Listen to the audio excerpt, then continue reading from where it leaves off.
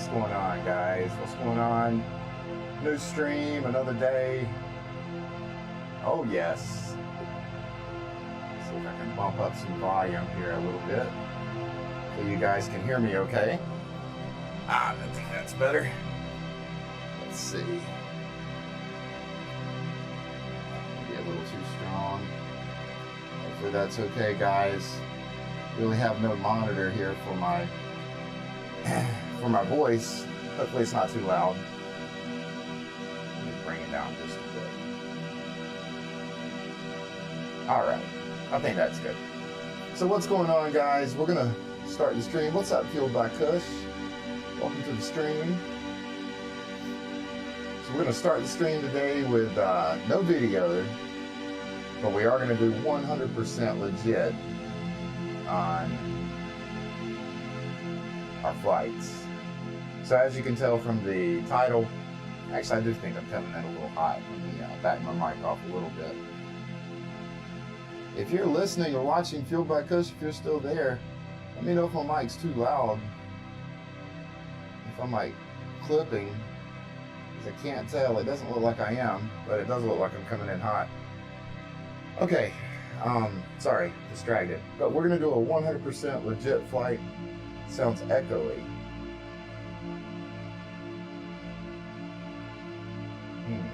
Why would I have an echo?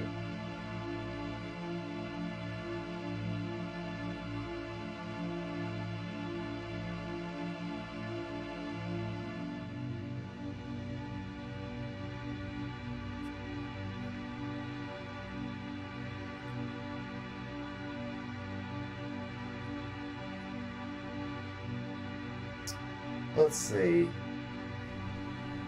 Does this sound better? Improvement or the same?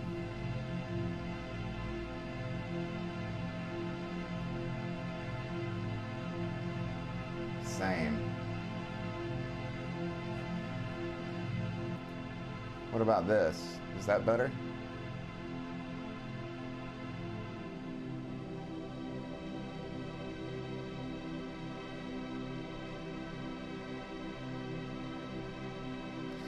Is that better? Check, check, test, test.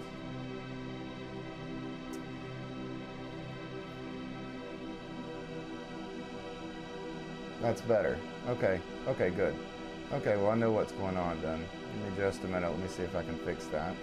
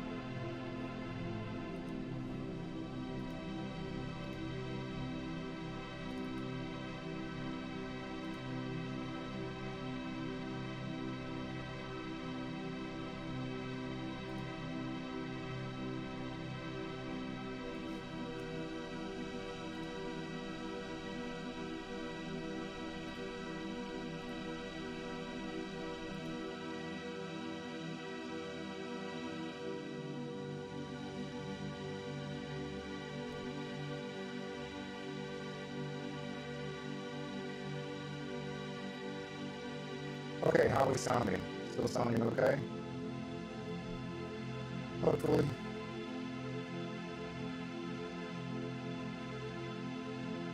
Better? Okay. I can't tell if that was a recent post. Let me do a couple more things. Oh, way worse. Way worse. Oh no. Is it echoing again?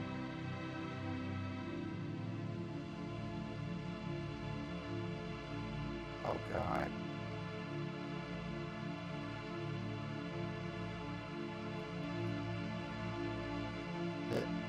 Is it echoing? Ah, jeez.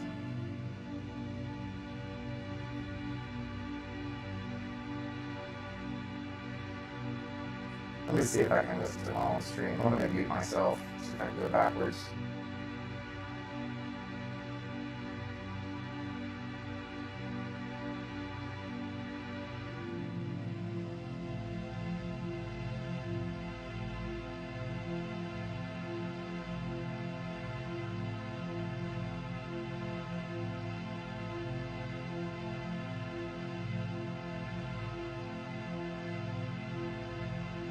Check, check.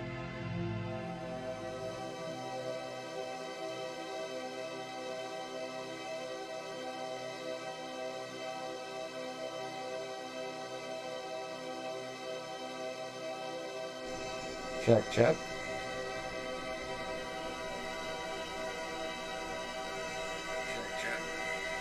Yeah, that sounds better. I guess we're just gonna have to roll with that. No, it's got an echo. Alright, let's check this out.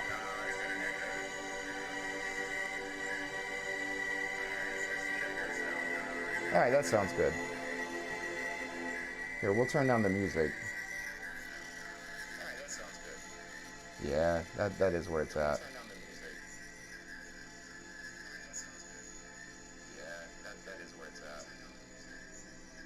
There's still an echo. That could be in my microphone though, because I'm listening live. Here, I'm gonna stop listening to the stream because I think I'm getting feedback in the stream. But I'm not listening to the stream whatsoever right now. It's perfectly quiet in this room except for my voice. I've got the music turned down. It's perfect now. Okay, good. Good. Good God. My life is full of troubleshooting, I swear. Okay, I actually stream now. Alright. Sorry about that, guys. Here, I'm gonna shut up. Does the music sound like it's echoing?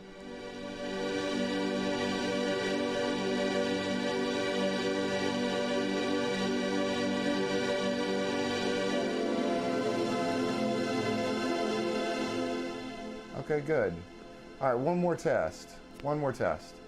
I'm gonna pull up YouTube on the deck, and I want to hear if YouTube is echoing.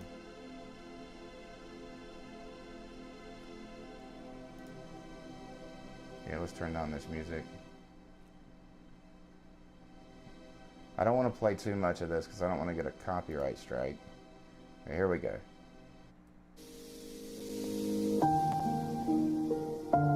Does that sound okay? Or is it echoey?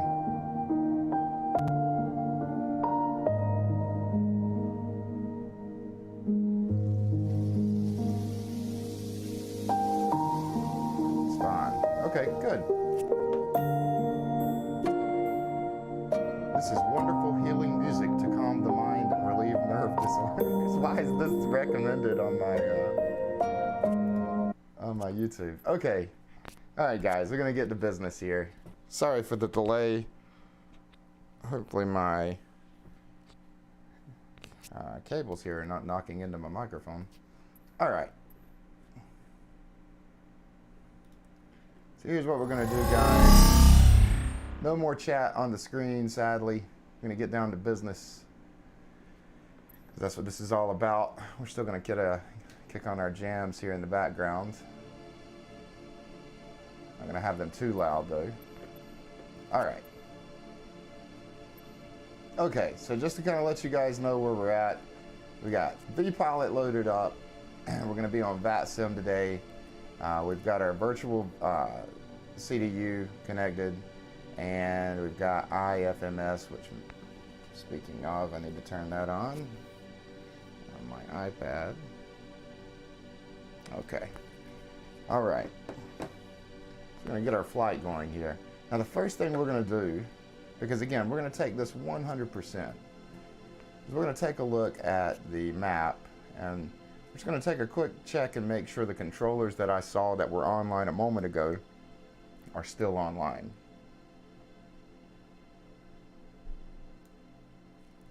All right, so we're flying east coast, east side.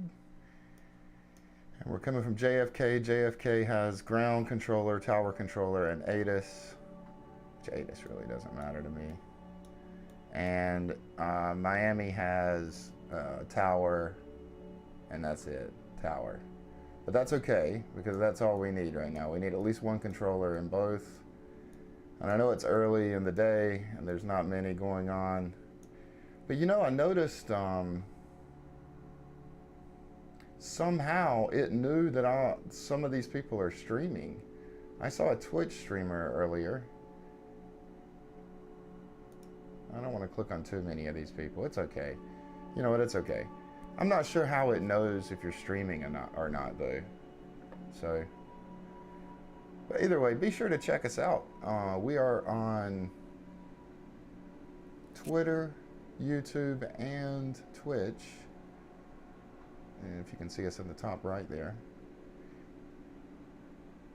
All right, let's go ahead and get this flight started. So we're going to be flying Southwest today. Always going to go with our flight level 1465 until I can get comfortable with that, and then we'll move on to a different flight number. We're going to be departing from JFK, and we're going to be arriving in MIA. Okay. I forgot what I had to look up at my stream information here. I forgot where we were flying today. All right, we're going to set our flight for, let's see, go around 6 p.m., which is 1800.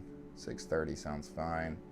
Actually, we'll go with 6 o'clock for takeoff. Actually, we'll go with 5 o'clock for takeoff. Not 4 o'clock, come on. All right, we're going to be flying PMDG 737-800. We will be flying different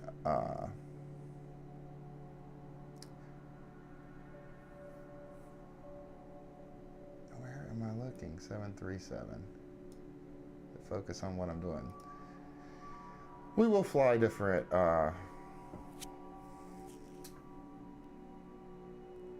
different aircraft. It's not just going to be a 737 every time. We're going to stick with a flight level of 390. For some reason, this PMDG just does not really like its true flight level of 410. We'll depart from 22 right. We'll check ATIS in a moment and make sure that's the active runway. Coming in at 8 right. Looks like it's going to be a total of 3 hours flight time. It's going to be a 20-minute taxi out, 8-minute taxi into the gate. Let's see. Everything else looks good here. Here's our flight plan, guys. A lot of ocean flying today. It's a beautiful day out today, so it should look nice. All right, we're going to go ahead and generate this flight.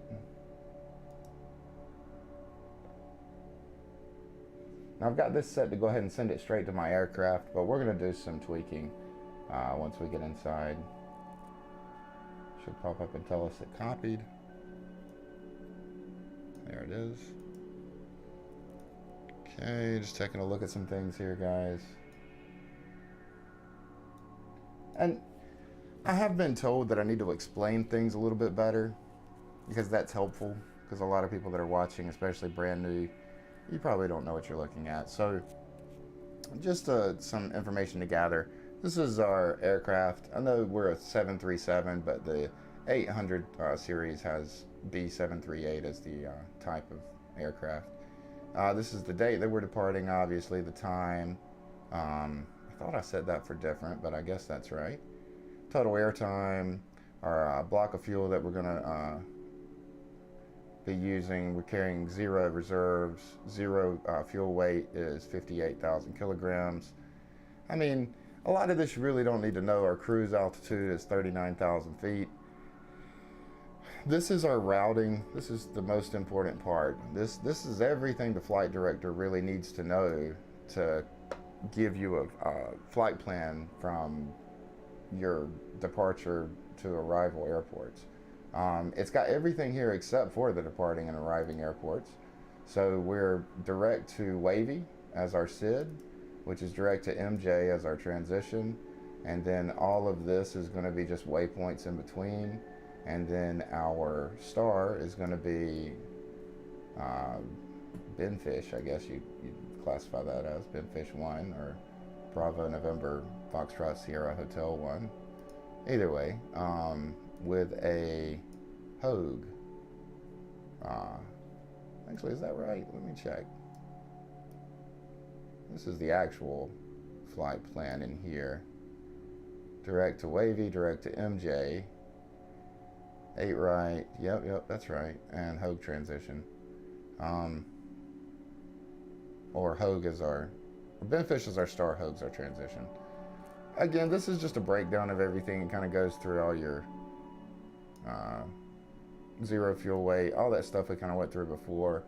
Also gives you your cost index here, which honestly, most airlines, true airlines, are going to shoot for like a 10. So the fact that we're a cost index of 5 means we've got a slow ascent. Uses less fuel, costs less. Plus, I'm not sure how many passengers it says. Let's see.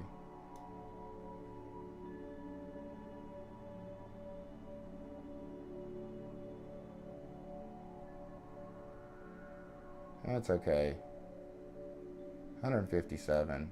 I got a lot of souls on board. But yeah, this is the entire breakdown of your flight sheet. And this is pretty much what you would get as a pilot.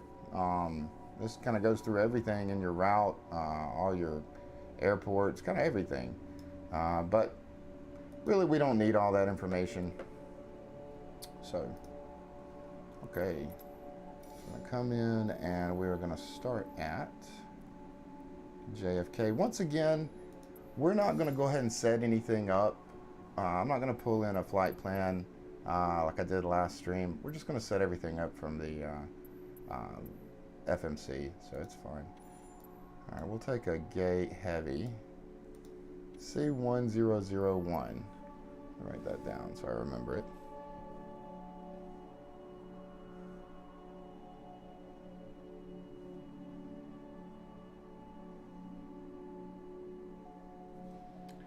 All right. And let's go ahead and launch in.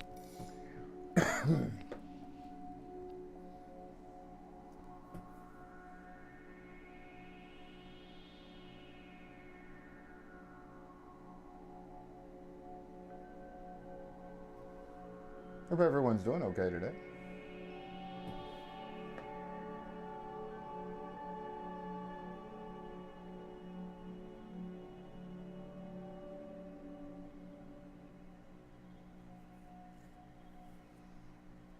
Glad I had some real-time feedback to make this a little bit better. I would have never noticed that echo before, and I would have had an entire stream full of echoes. So it's a good thing.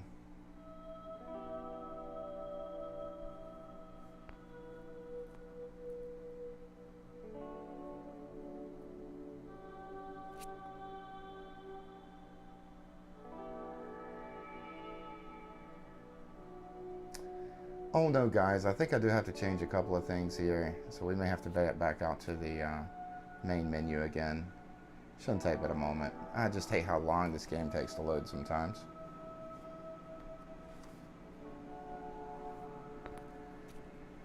Alright. And we will eventually get into full screen if windowed screens are not your thing. We do have to start up with a windowed screen though, sadly. Alright, the thing I forgot to do is I want to do real time. I want this to be active weather, active time, so that way we get the full sunset maybe as we're coming into Florida. It'd be nice.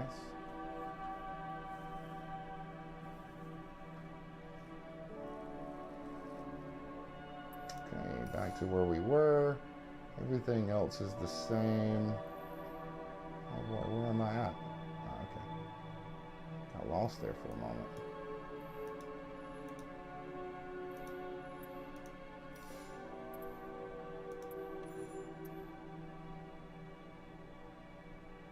We'll do something simple. C5 is a little easier to remember. Alright. Now, live players, live traffic. Okay. Now we're ready.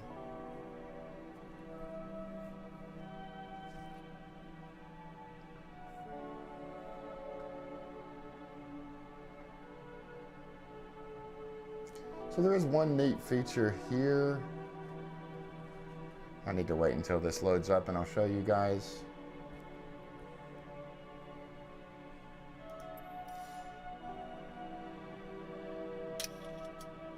Okay.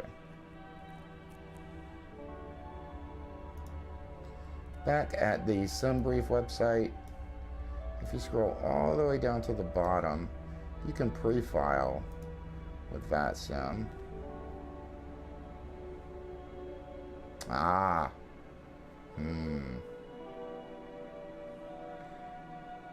Okay, guys. Let me go ahead and switch screens there for a moment. We'll be right back.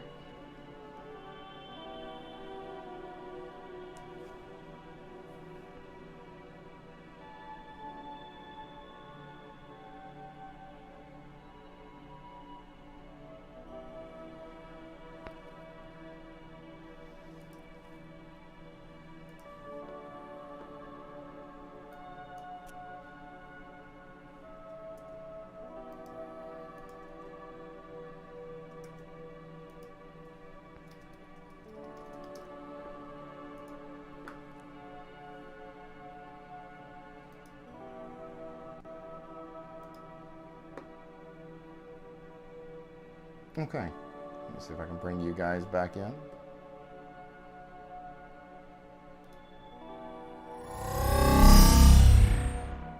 All right, so this is pretty much the flight plan that we have here. We're going to be flying IFR, which essentially means instruments only. If you're in anything bigger than anything with jets, well, no, I'm going to classify it like that. Anything large, like a 737, 747, 787, 320, 380, all that stuff, you're going to be flying IFR. VFR is really more for, which IFR is for instruments, and VFR is more like a visual. VFR is more for beginners. There's really no ATC with VFR. I mean, you kind of take off. ATC is there for ground, but once you take off, you're all visual referencing everything. So they don't even really give you headings, or they give it to you if you want it. But IFR is you're strictly relying on your instruments. So it's a lot more instructions from ATC. There's a lot more ATC involved. IFR is more for if you're coming in on rain, snow, heavy winds, and things like that, where you can't really see the runway, where you've got low cloud coverage, like 1,500 feet, so you really got to get close to the ground before you can see anything. You really do have to rely on your instruments in those situations, but you're really going to be flying IFR in anything heavy, or really anything, let's say 737 or bigger. Let's see, there's my details, same thing that we had before.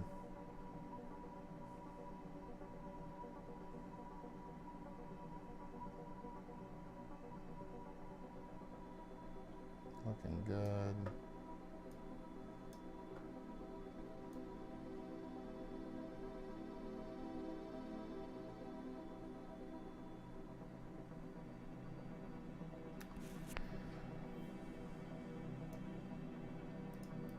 I think we're good, guys.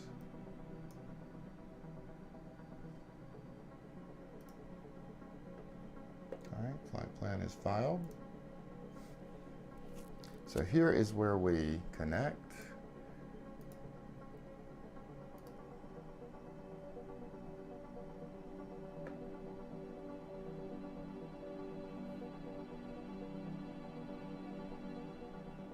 There's a center controller on. Thought I saw a tower. We'll give it a moment, everything to load in. Hope everyone's doing okay today. I thought I remember there was an ATIS here.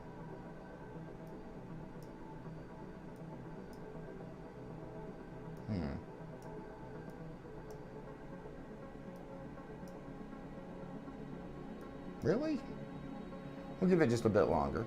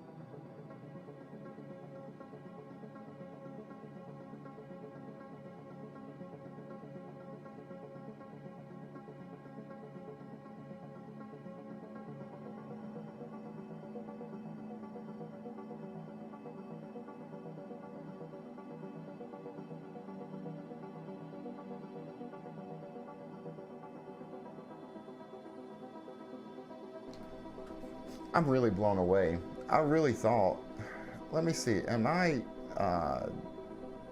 seeing things here?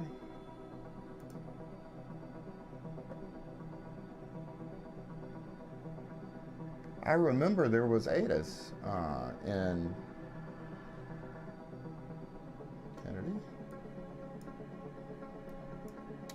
Oh, wow. Guys, talk about just bad timing. See, here's an example. It shows the Twitch streamer and the person streaming where they're going. I need to figure out how to integrate this into my Twitch.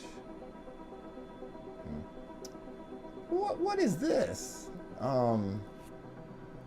Guys, I kind of now want to adjust. Let's do Philly. Philly has ATIS and Tower. I wonder if I can change my flight plan like that. Is there a way to cancel this plan?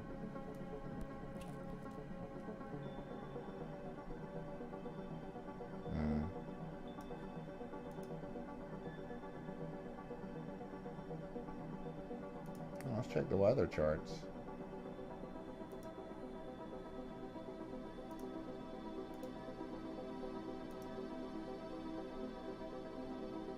It's much of nothing.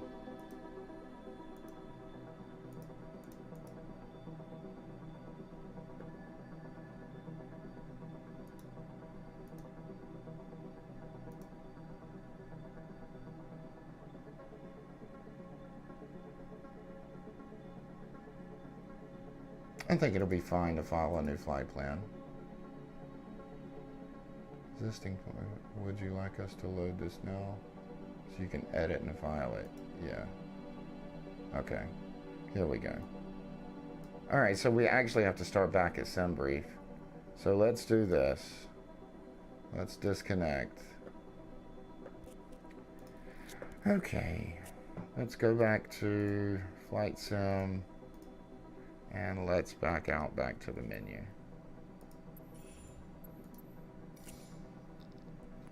I really thought we had a controller in JFK.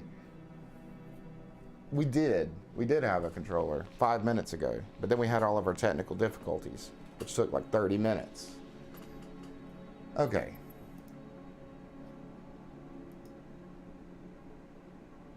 Alright. Let's check Miami again. Alright, Miami's still okay. Again, we're going to go from Philly.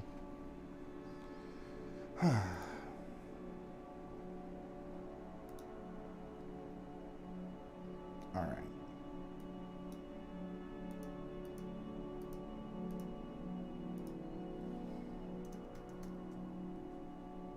Same destination.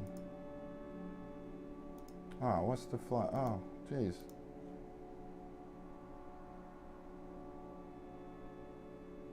KPHL. Oops.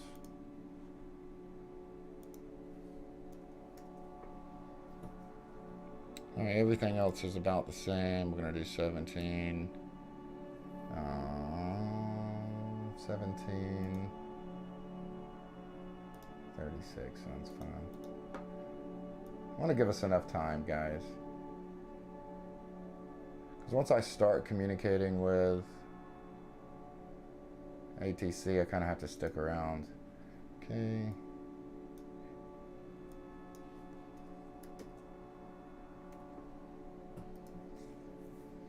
Everything else looks okay.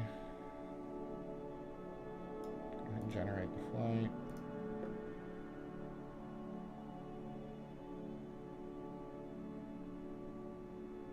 Let's see if it will let me pre-file again.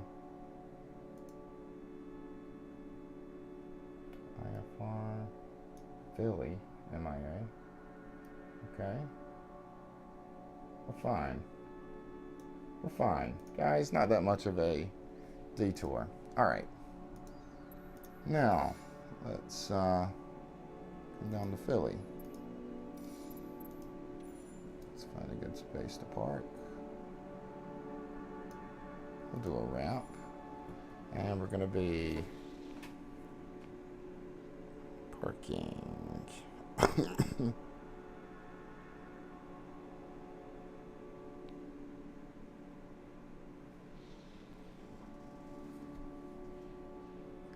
Right.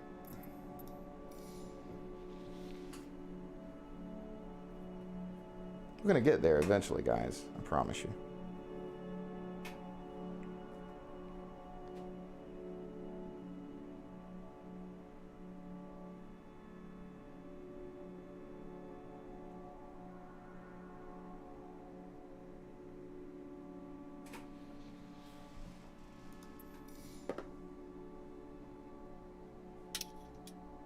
Okay, now back to what we were doing before. Okay, let's see. Got our center controller. Here's our tower, and I think we have ATIS too. Yes. Okay. Now we're in business. All right. So let's do this. Let's turn on the aircraft. And let's go ahead and call for ground power. I want to go ahead and do that first.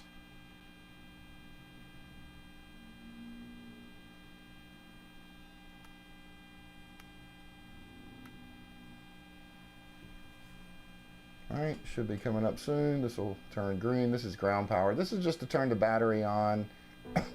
This is to turn ground power on. Okay. So now.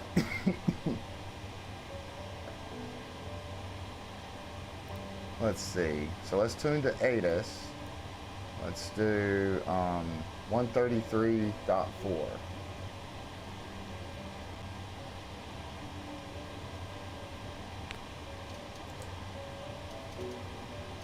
133.4.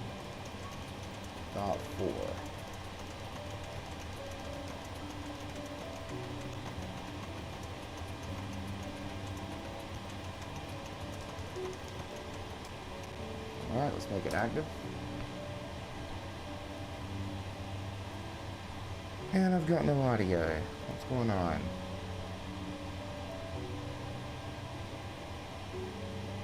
Let's turn to the other ATIS and see. It's 135.925.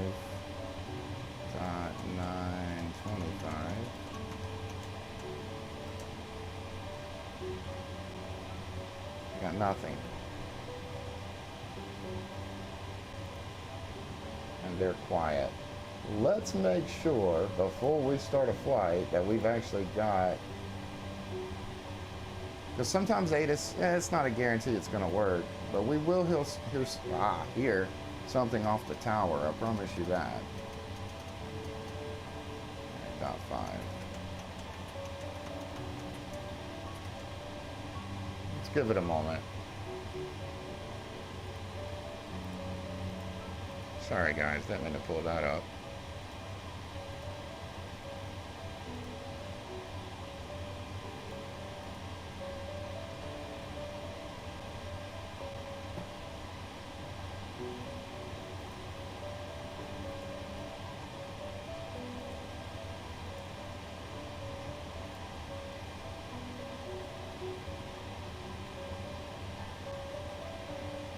Hopefully we're not troubleshooting all day here, guys. You'll notice this mic goes up as well, but it's muted. Even when I have this unmuted, you're not going to hear this. This is a mic that's only being sent to these two channels. So this is a separate mic for anyone that can hear me on VATSIM or when I'm communicating the pilot to ATC, but it's not being routed back through the stream, so it will not be an echo. Here, and I'll just show you guys. So even when I unmute it, you're not going to hear an echo. Alright, why is our tower not working?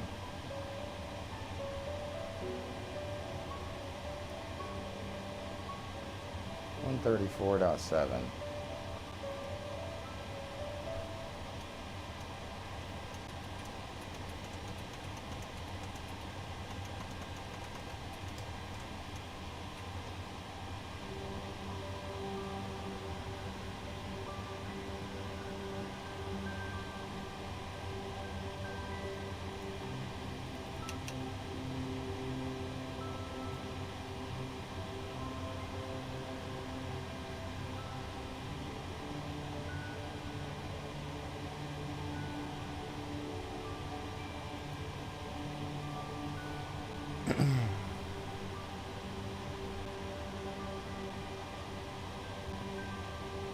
I think we would be hearing something by now. Give me just a second, guys. Let's see if that is set up correctly.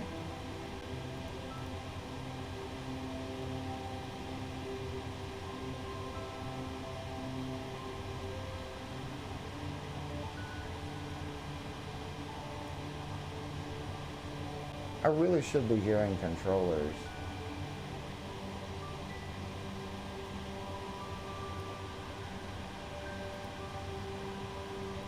Boston Center, hello. United 420 with you, passing 380 for 240, direct Lawrence.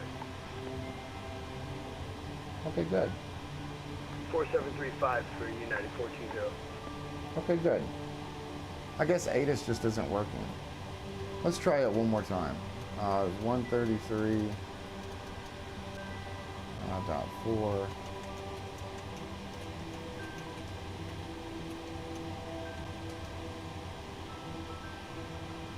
Yeah, there's no ATIS. And then 135.9.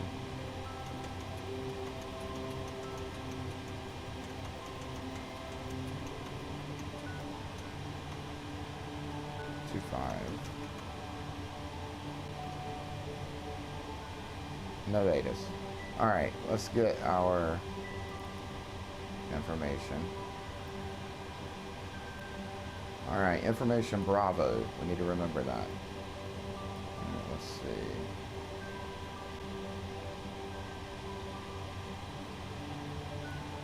.35 and 26 are in use as far as runways.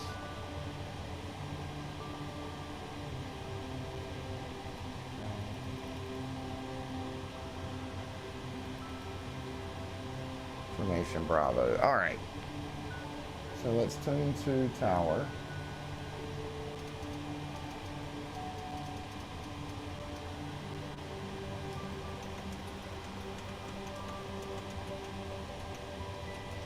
Vectors direct ditch. Climbing 5000, expect flight level 270, 10 minutes after departure. Departure frequency is on Unicom and squawk is 3032. American 1139, reback is correct. Expect 27 left for departure. Advise ready for taxi. Alright. Expect 27 left, and we'll call you for taxi, 1139.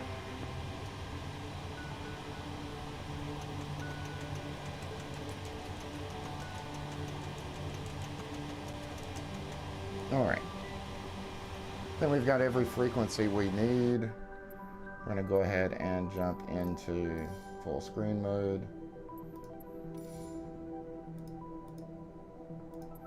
Every other frequency we will get from air traffic control, so we're fine. Okay, guys. Something new for you. Because I told you I was going to add some new stuff. Oh, no. There is one thing I have to do really quick. Let's go back into windowed mode. I need to unmute myself so that I can talk to them.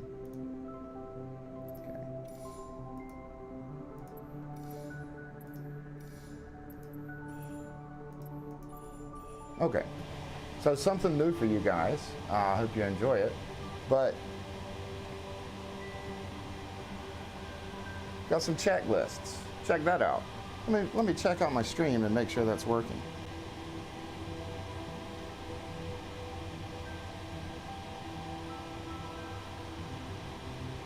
Yeah. Well, did it load up?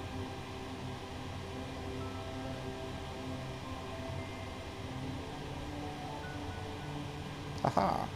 Nice. Okay, so you guys can see that.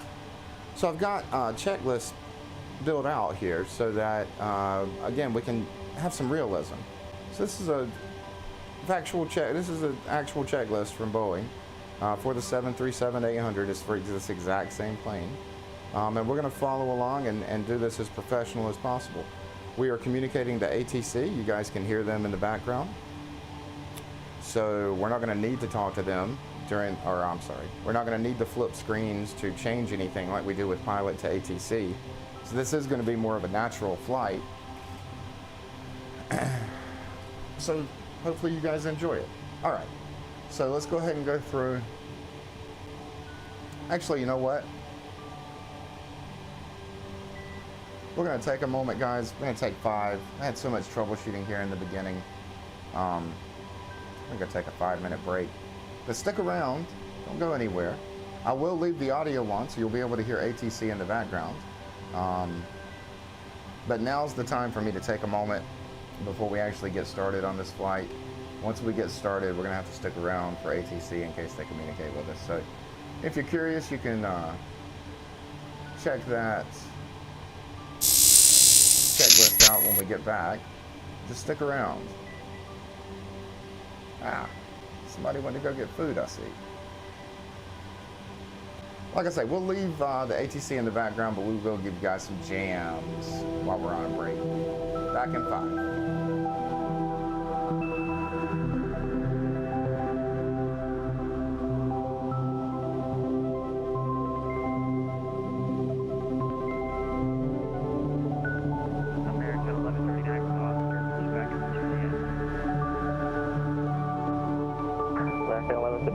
Please head at your discretion, right to the taxi.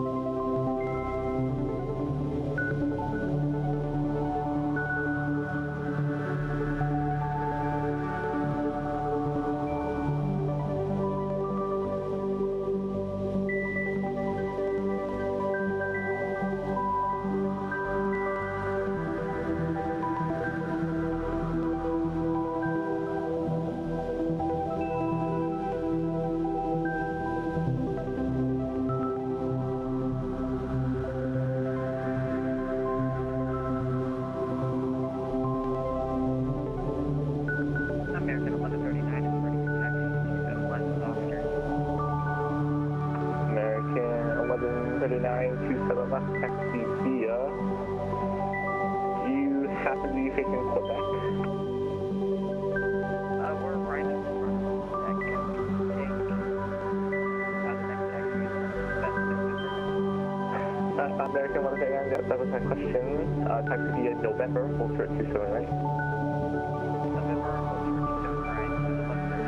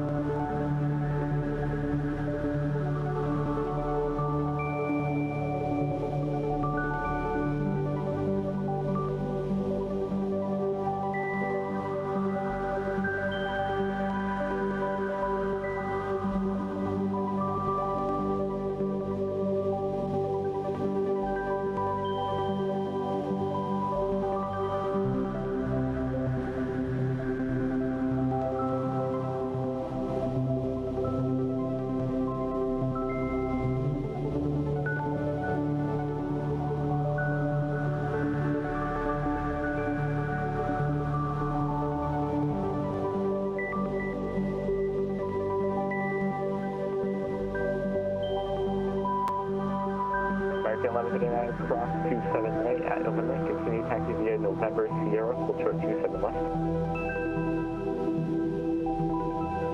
Cross 27 right at November Sierra, hold for 27 left, American 1139.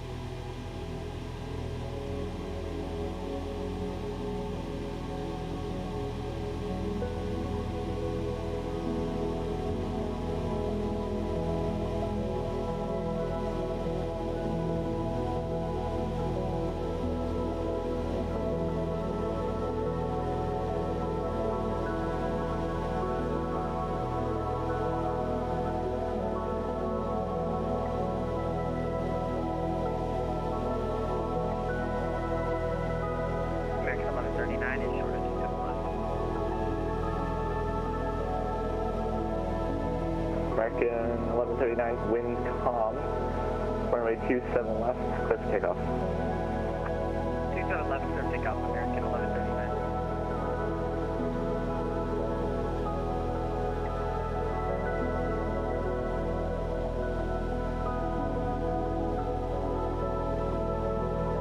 And American 39, turn left heading 230.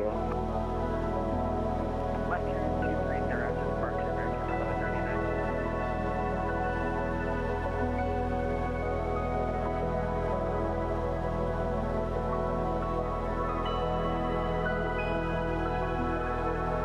Good evening, Silencia Tower, land Chile 270 on final. Land 270 Philadelphia Tower, wind calm, runway 27 right, clear to land. 27 right, clear to land Chile 270. Hey everyone, welcome back. Yes, you can absolutely play Microsoft Flight Simulator on the Steam Deck, and it runs pretty smooth now. Granted, you're going to be running at low settings. In fact, let me switch back over. See if I can show you guys. Thank you for watching, though, by the way. Yeah, just to give you a visual, let me get this thing out of the way. All right. Pretty low settings here. I mean, I had to turn off TAA, change it to FXAA. I had to turn off VSync. VSync does slow you down. And you see here, we're on the low end of just basic settings. I don't really have them tweaked. I left them, when you install Microsoft Flight Simulator on the Steam Deck, it kind of dictates what it thinks is the best settings. And I just left them there other than tweaking those few things. Now, a couple of things to really take note of. If you notice, and I will bounce back into windowed mode for a moment to show you. We are in Windows. We are not in SteamOS. So if you have plans to get a Steam Deck and you want to run Microsoft Flight Simulator on it, and you want to run mods, you would like to run, you know, these mods that I'm running, like Virtual CDU and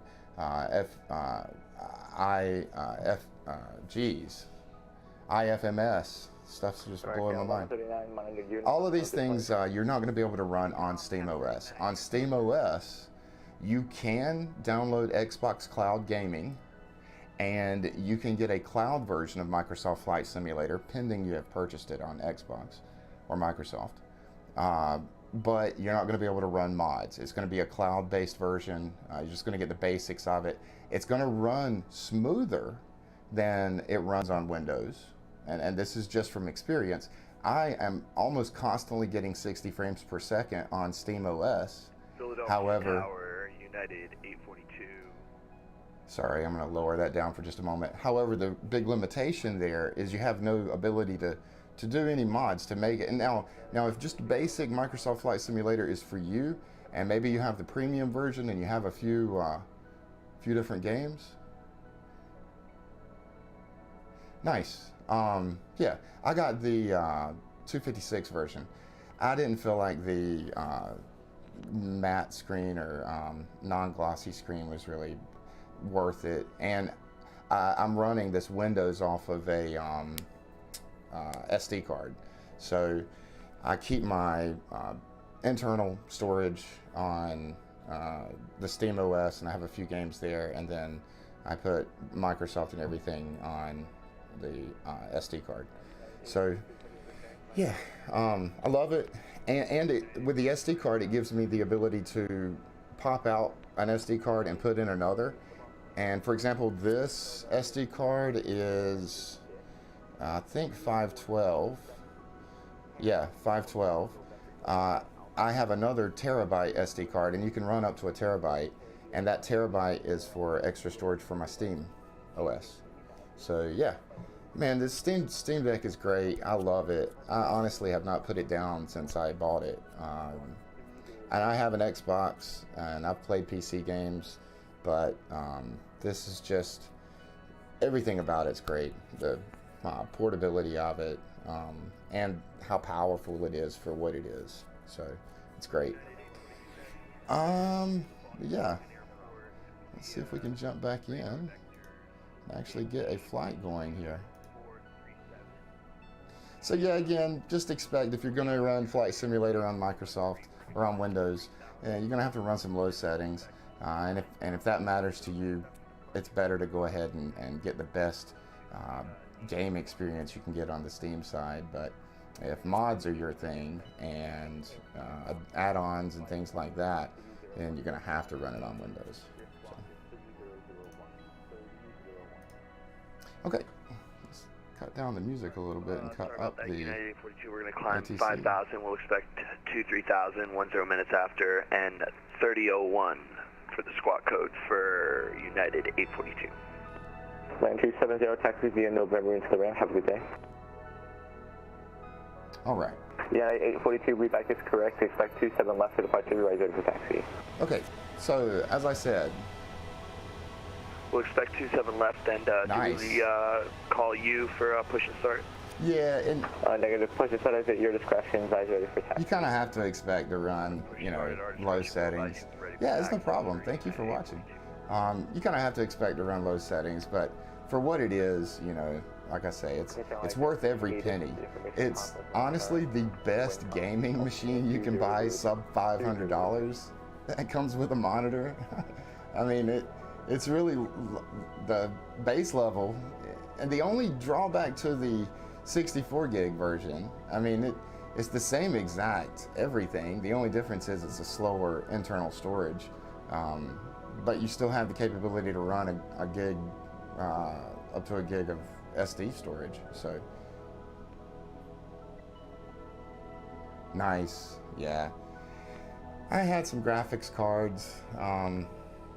I had and I know NVIDIA is probably a better graphics card than AMD, but I had the what was it, the 6900 XT, but I had a horrible processor and it really was running quite horribly.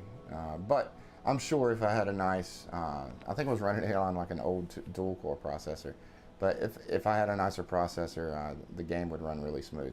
But if you notice, and I hope this is coming through, I can't tell if it is on the stream, but actually I don't think it is. But I have a frames per second counter in the top left-hand corner. I just don't think you guys can see it. Let me see if I can do something about that. Sorry guys, so many distractions. I'm sure ATC is like, is this guy even gonna do anything? Let's see. If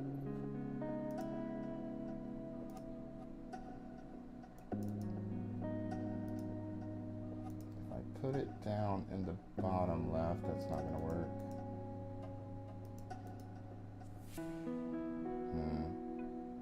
Let's try the bottom left. Let's try the bottom right. Oh. Let's see if that works. Oh, that works. You guys can see it now, I think. So, I mean, as you can see, we're running about 35, 40 frames per second. So it's not bad. I mean, of course, we're paused and we're not like flying, but yeah, I kind of show you what the Steam Deck is capable of. Yeah, exactly. It's not that bad. Now, and again, keep in mind, this is VATSIM, and VATSIM is going to bring it down depending on how many players, because it's got to load all those other aircrafts and things like that, especially in an external view. But even, the external view is really where, especially at a busy airport, where it kind of lags.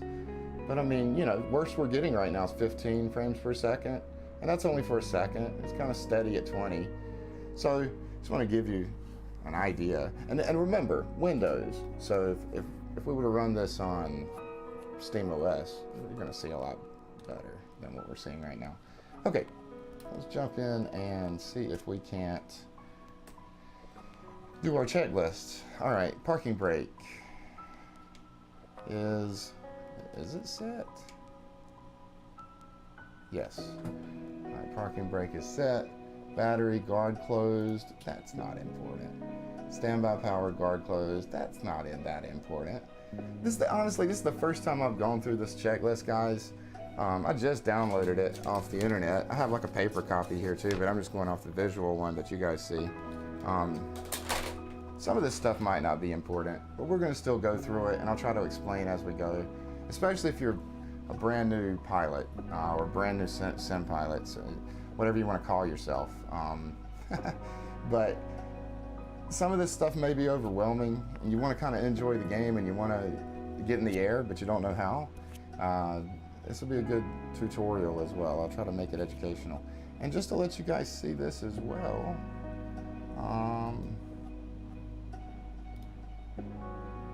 oh geez, let me see if I can put that at the top.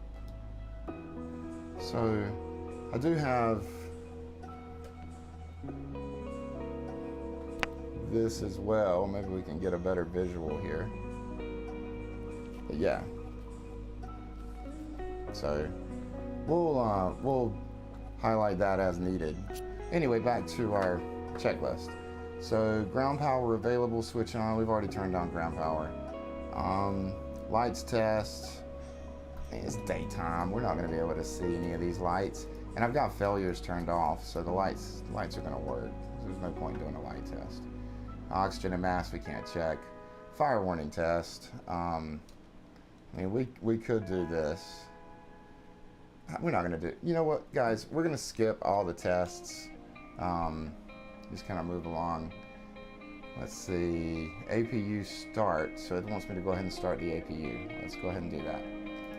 So wait, this is your fuel pump panel. These are your left fuel pumps off the wing, right fuel pumps off the wing. These are center tanks. For the APU, you only need to turn on left pumps. left hand or left pumps rather. You don't have to turn on everything. This is the APU. We turn it on and then we click start and hold it until it lets go. Turn down this music, guys.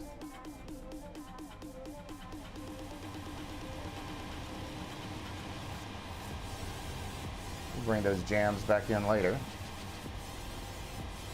Okay, and this is our APU dial. We're waiting on the turbine to kick up. You see it's moving up. This light will go off in just a moment. All right. And once this has started, we'll go ahead and turn on the APU generator, which is these two middle switches here. You want to flick them down. That turns them on. Flicking it up turns it off. And of course, if you zoom in, it kind of tells you all this stuff. We're just kind of going through this. Okay, and also we need to turn on APU bleed. Let's see, APU gen on. Oh, see, I should be going through the checklist here, right? Position lights steady. They are steady. Logo lights, let's turn those on.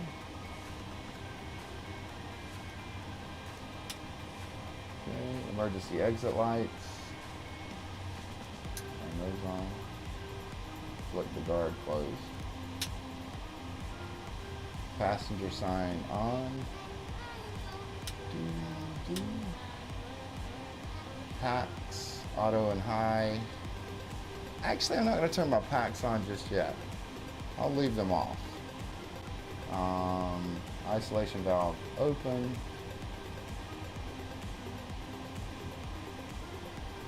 Engine APU bleed on. Wireless mode selectors. Hope everyone's doing okay today. You want to set those to nav and FMC. Actually, guess what I did, guys? I set up a special. We'll turn that off. Set up a special view for this, so this way you guys can zoom right in and check it out. Now, again, I do have an app called Virtual CDU that allows me to control the FMC from my iPhone. You can also control it from an Android as well. It's kind of nice. Okay, so let's jump in here. FMC. All right. Gonna initialize our location. Just gonna just grab that location and put it in there. Cool. All right, we are flying out of JFK. Oh no, we're not. Philadelphia.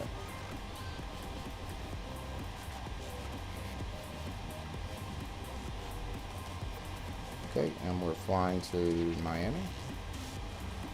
Welcome to Miami. Not in database. What do you mean? Oh, F. What am I doing? Fat fingers. Alright, we are flying Southwest. Flight 1465.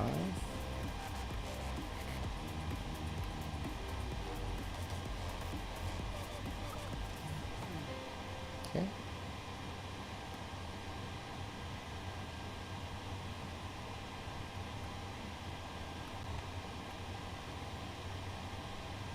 It won't let me put zero fuels. I think it said our cost index was 11. I can't remember, guys. No, it said our cost index was 5. Okay, and we're going to be flying at 390. These are in 1. Fox 5. It's saying max altitude 370. We're going to ignore that.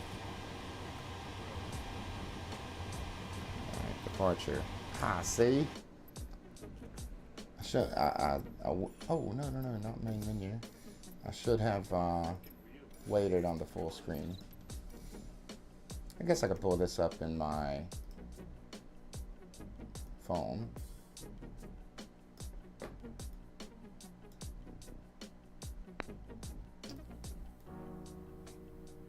Okay, so we're departing 9 left, direct to Oscar Delta, direct to TV. All right. You guys aren't going to be able to see this, but that's okay. On left. Ah, there's only one SID available? Okay.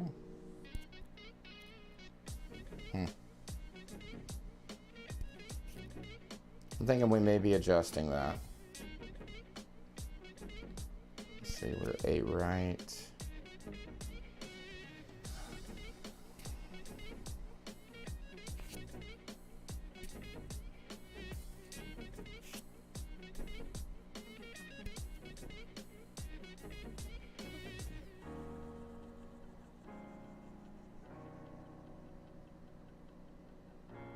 I guess I'll take you guys back to Flight Sim.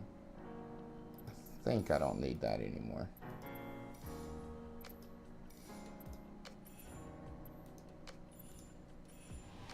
Okay, we're just checking legs.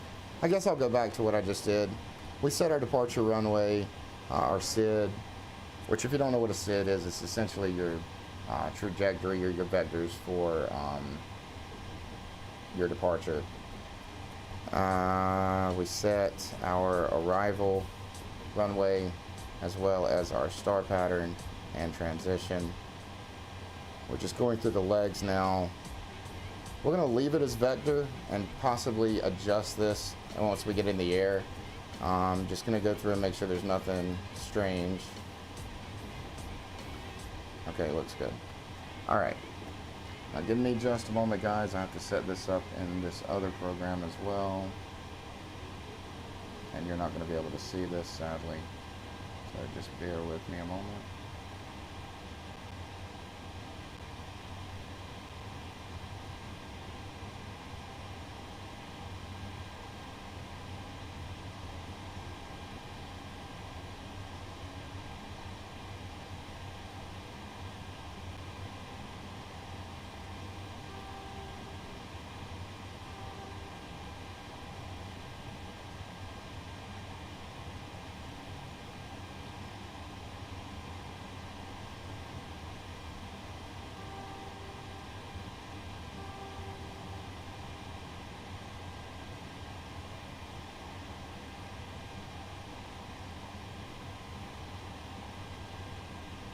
Philadelphia Center, United 842 Heavies ready for taxi with R.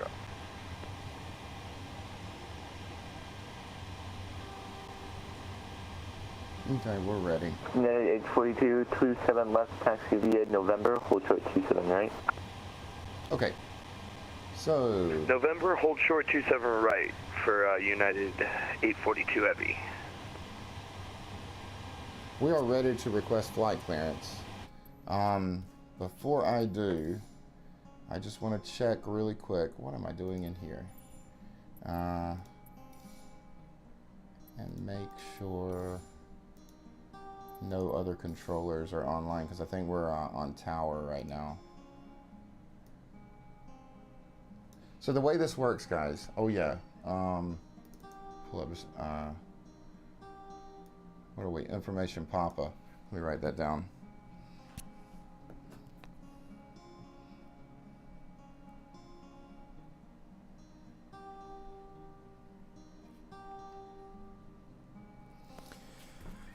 Okay, because it's actually a hierarchy here. So if a ground controller or clearance delivery controller were to sign on, technically I need to be talking to clearance delivery first to request flight clearance.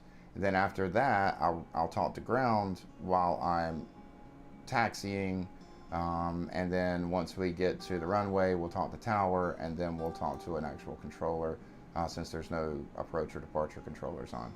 So the key here is make sure that nobody else signed on, and I've already got tower in my comm radio, my nav, and I think I've got one of these on standby. I need Boston on standby. So let me double check that before we go back into full screen.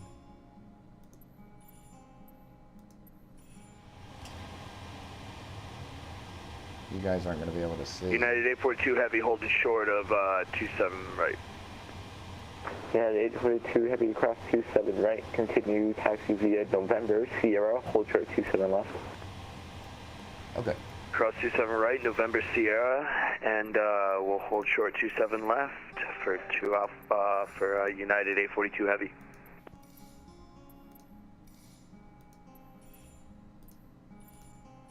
Okay. Alright, guys. Let's request flight clearance. First time I've ever done this. Let me see if I can practice real quick. Actually, I don't need to practice. I think I'm good.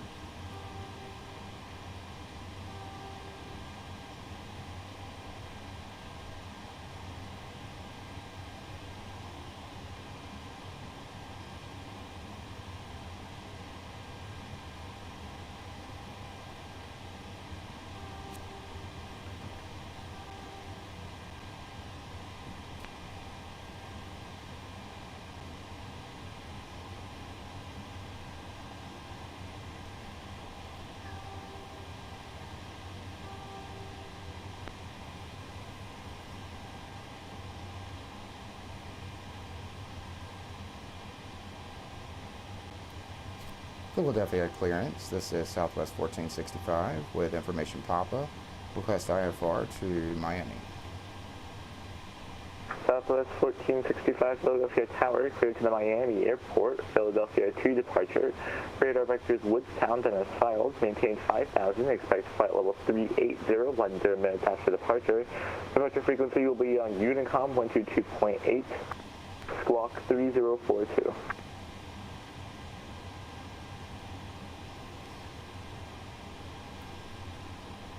It's going to be a Philadelphia 2 to Phil 2 departure. We're going to maintain 5,000. Expect flight level 380. 10 minutes after departure. 10 after departure.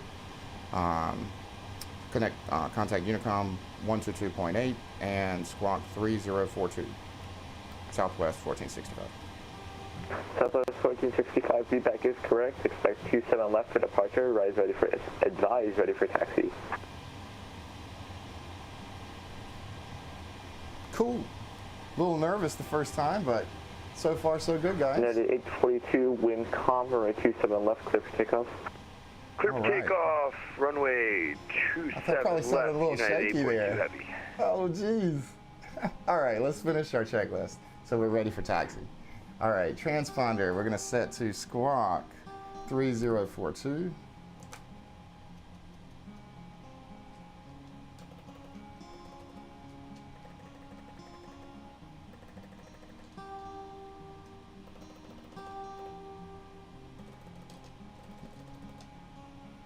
All right.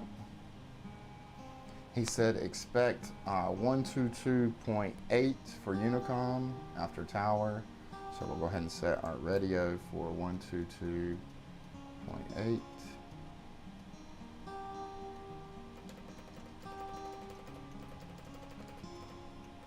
All right. Now, let's finish our checklist. You know what, guys? I'm just going to go ahead and... did he say I could push back? Yeah, he said I could go ahead and request taxi when ready, I think. Correct me if I'm wrong, guys. All right, we're going to go ahead and set our altitude.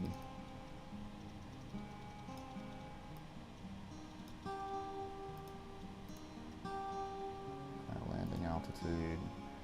And I think I'm going to go ahead and request pushback.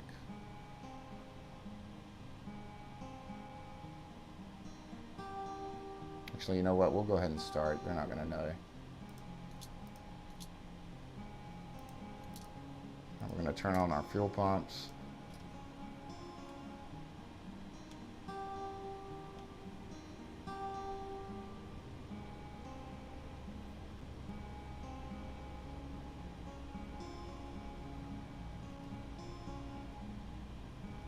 Do I even need to push back? Yeah, I guess so. Philadelphia Tower, good evening, American 1941, request an IFR clearance to Chicago, O'Hare. American 1941, Philadelphia Tower, cleared to the O'Hare Airport. Philadelphia 2 departure. Radar vectors. Actually, stand by one moment, please.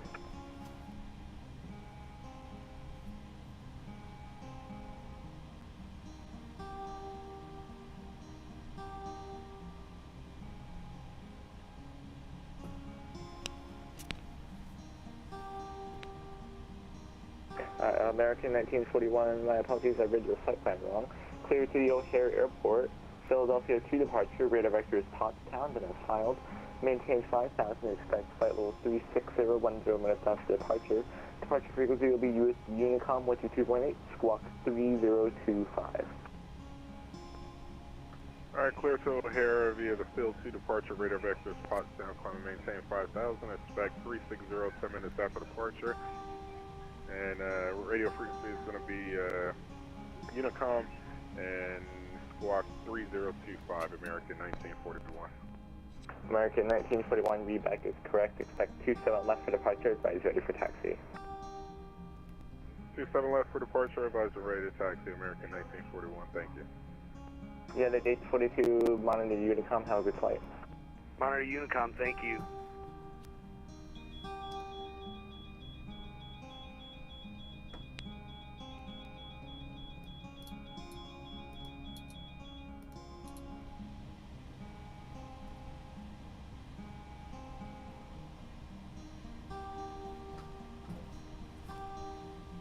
Sorry about that, guys. I guess I could show you guys what I'm doing here. Yeah, sorry about that. I'm trying to find pushback.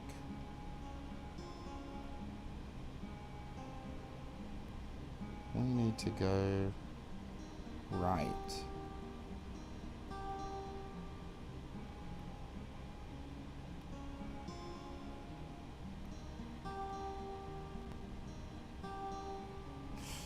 We've got a tight turn here, guys. We'll try a standard L, so we'll turn left. Okay. Cockpit to ground.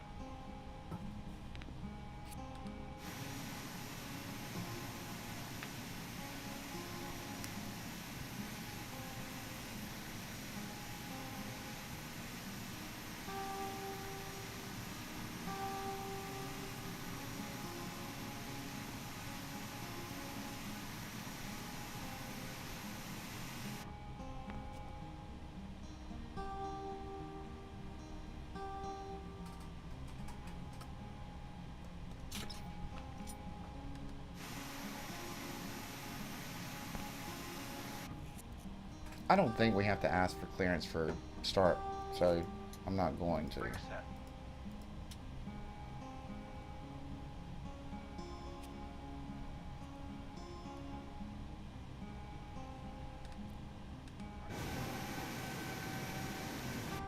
Oh, what's going on? Where did he go?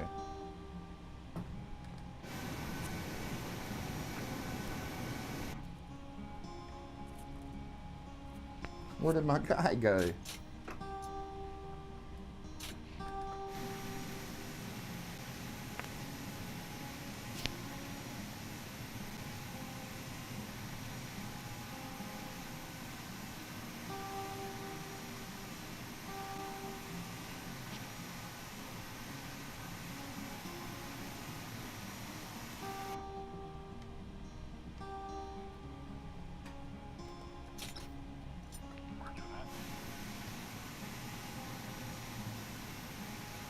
What are you waiting on? Push me back.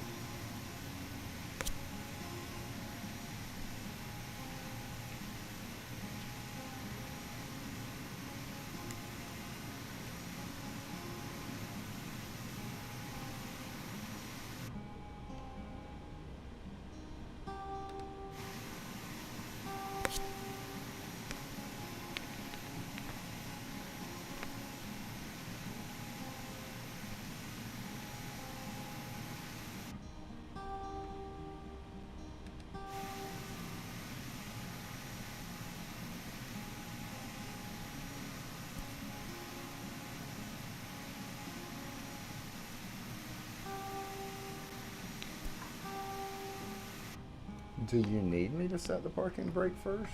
Brakes released.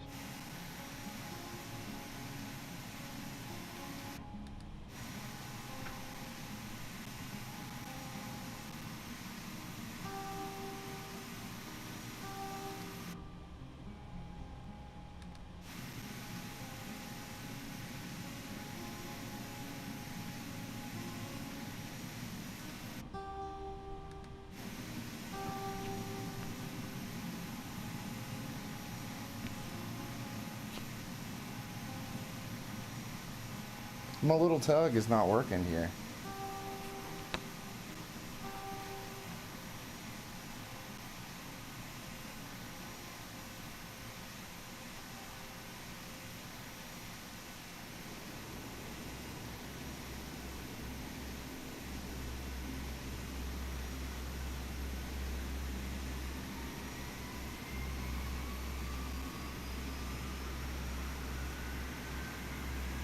I can hear the plane beside me trying to start up. I would love to start up as well.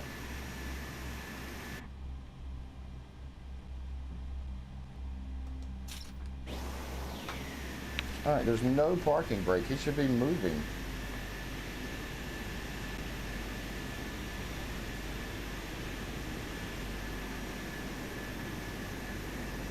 Don't hit me, bro.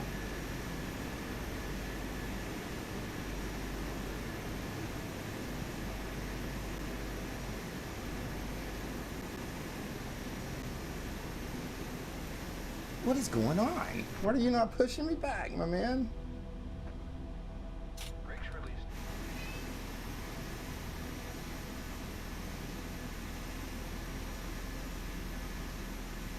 Thanks, Vicky. Thanks. Thanks, everyone, for the words of encouragement. Here we go. We're finally making some moves. Okay. Now, back to engine 1 start. Or right engine start. Let's get that... Get something happening here, guys. I'm not going to follow the checklist. Whatever with the checklist. Let's get that thing out of the way. Who needs checklist? We're going to just go ahead and rock it out.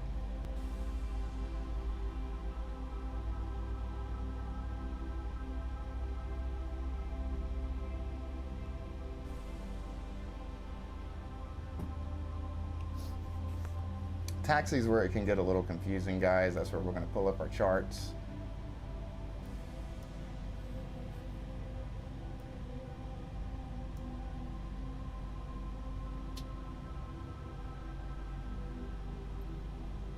But not right now.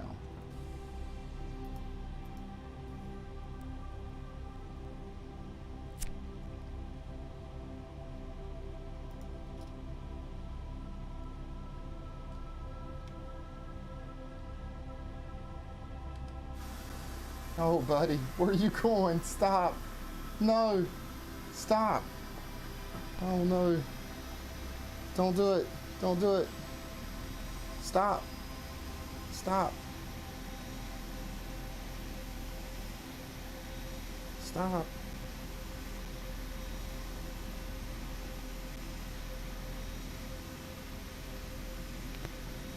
Wow. Set the parking brake. Oh wait, no, set it. Alright, now disappear, dude. Don't push me anymore.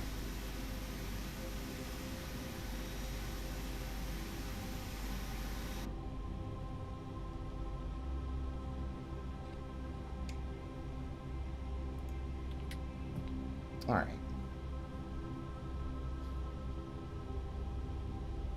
You're almost done with startup, guys.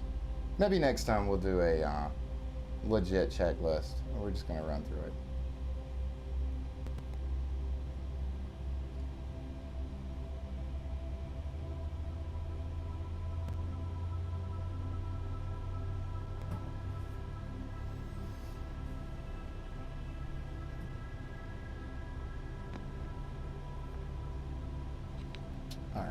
Go ahead and set some of our other stuff here. He said expect 5,000 until 10 minutes after. Alright. Oh, stop, stop.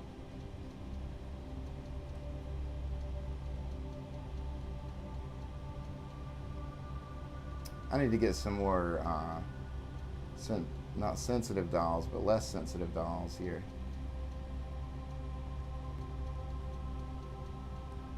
Alright, there we go. Okay, engines are started. Let's turn on the generators for the engines. Alright. What else we're going to do? Turn on the hydraulics. Turn on packs. Turn off bleed. Turn off the APU. And turn on the heater. Turn on the yaw. I think we're set, at least up top. Okay, Set for RTO. Turn flight directors on. Let's set our Mach.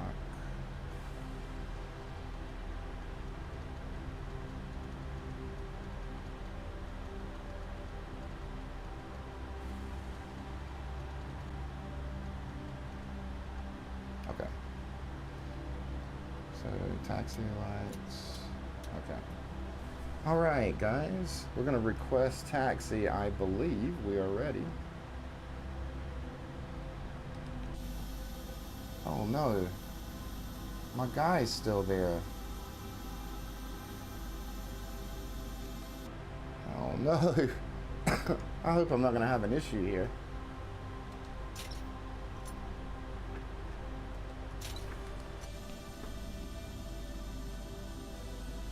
Hold on just a minute.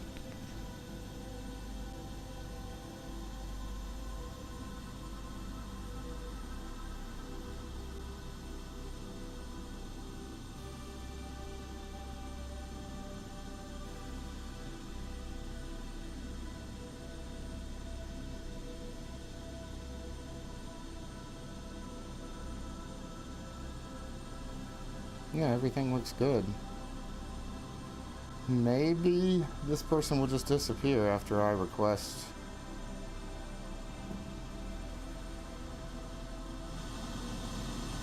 Let me see. I don't want to request a taxi and then I can't even go anywhere.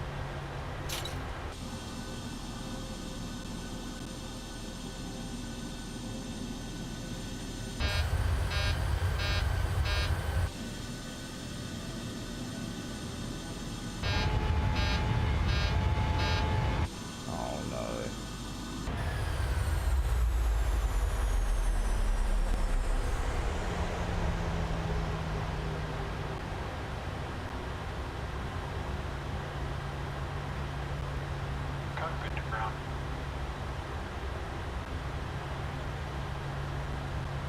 We've been cleared. Start, they want the tail to our right.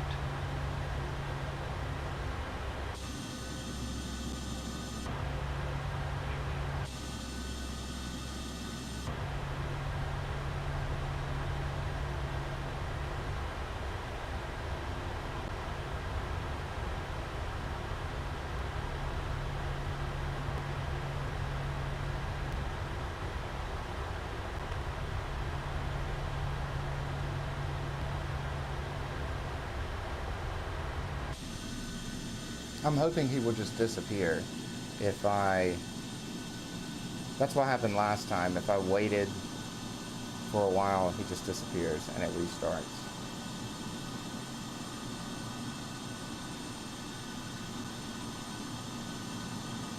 I do not want to request taxi until I know I can actually move this plane. So, and right now with that tug attached to me, I can't move.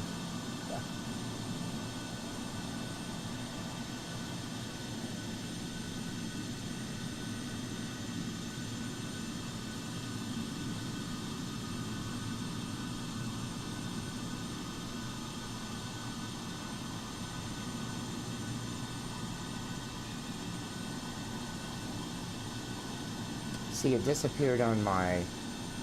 Here, let me show you guys what I see.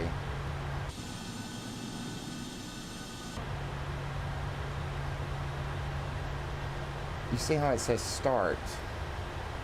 That means that it... Cockpit to ground.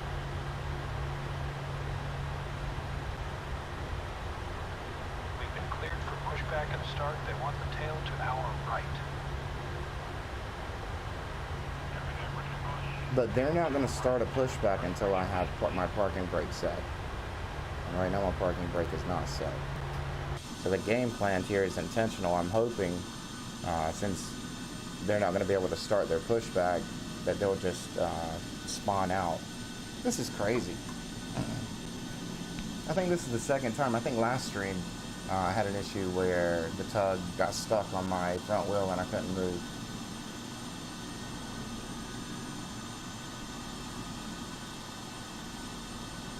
Looks like a new player spawned in. If you see that yellow and gray livery and this guy, that plane just changed. There it is, it's changing again. There's a player spawning in. Yeah, this doesn't look like it's gonna work, guys. I'm scared if I tell them to start pushback again, they're gonna push me into this wall. And I have everything set to real to life, so my plane is gonna crash.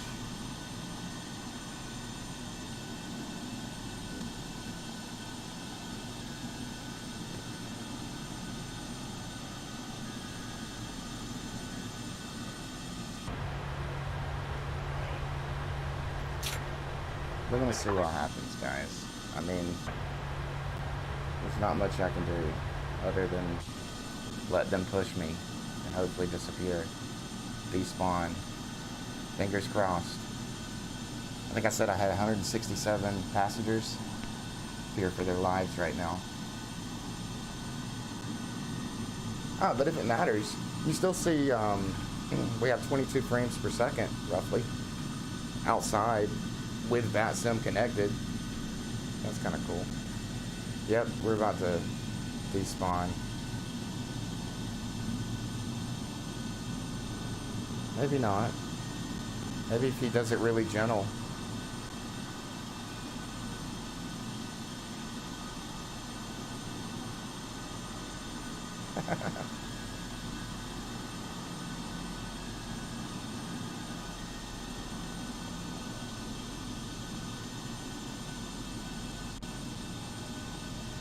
I'm surprised. I'm surprised this is still working.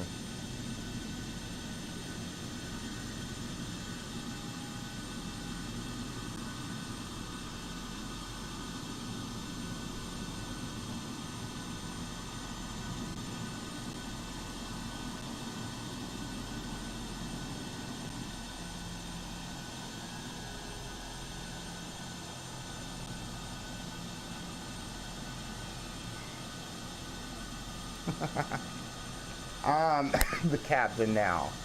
That's right. He's spawning into cement or the asphalt. He's the captain. He's gonna push me into this building. Push me through the through the lobby. This is a pretty sturdy plane, I gotta say, to withstand being pushed up against the wall like this and still be ready to fly, hopefully.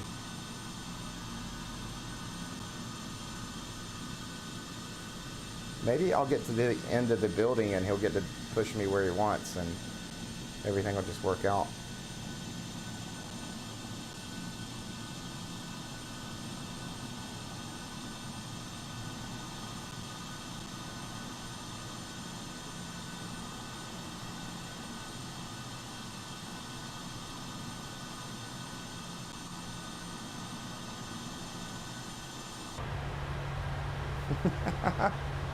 Rocking the boat. Oh wow.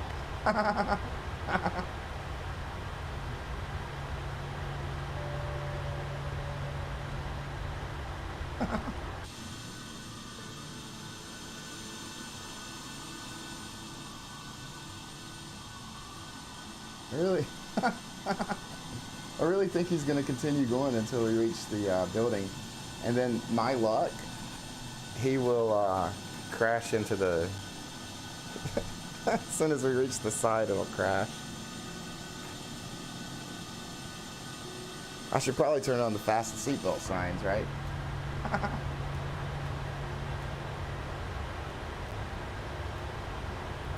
Mandatory seatbelts right now.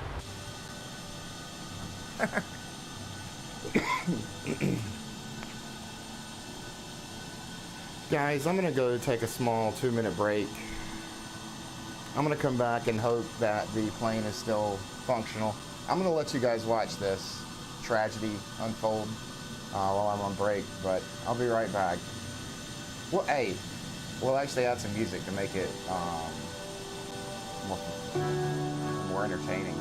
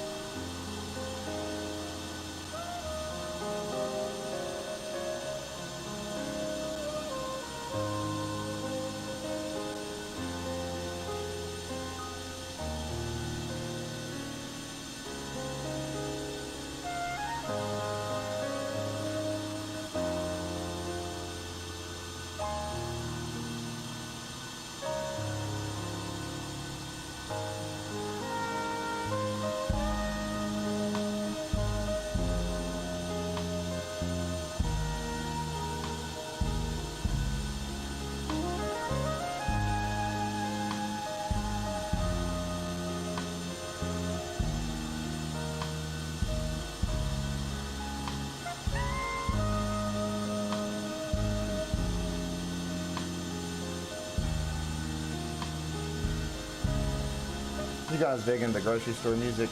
Yay, I think it's done. I think it's done. All right, let's make sure I can move. Okay.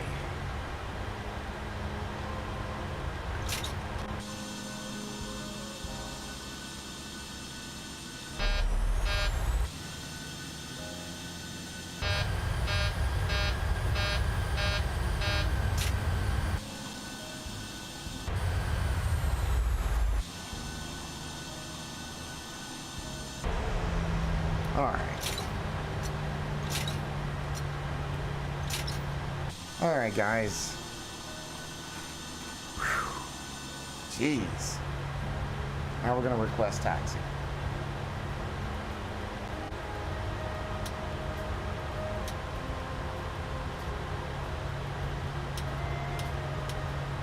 Everything looks good. Okay. Get my phone ready because I'm gonna have to write down some information here. I think he said 27 left is where we're going.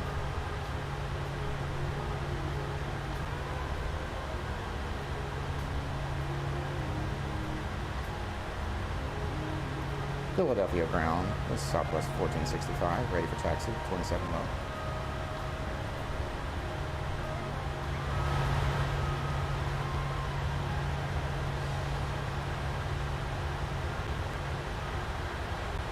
Oh no. Did I get booted or something?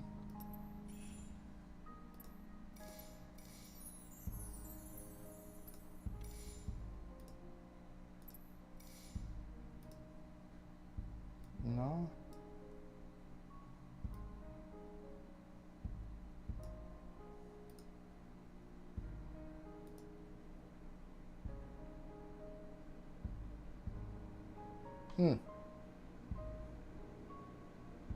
I don't hear the controller anymore though, guys. Do you?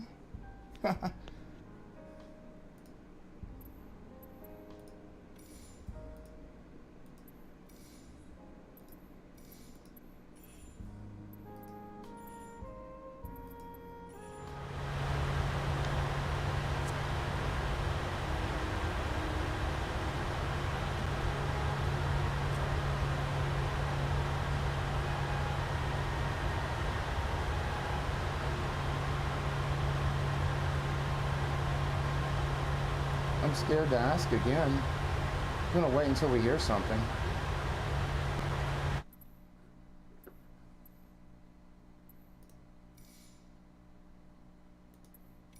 so scared. And you really can't move 118.5. Was I at 118.5?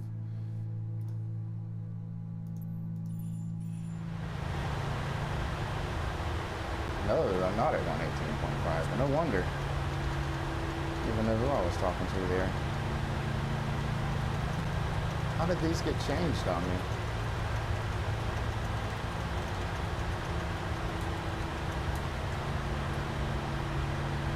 What was the other? Where'd my phone go? He gave me Unicom 122.8. 22.8.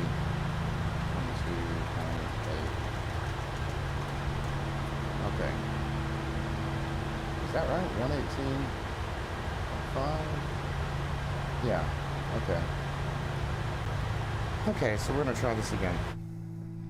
Let's go back to full screen.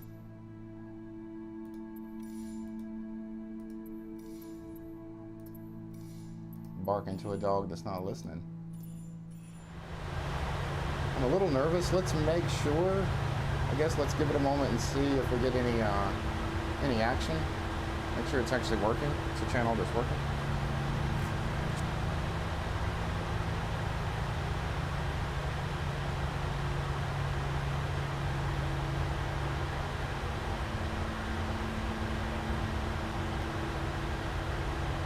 A lot of things got changed here.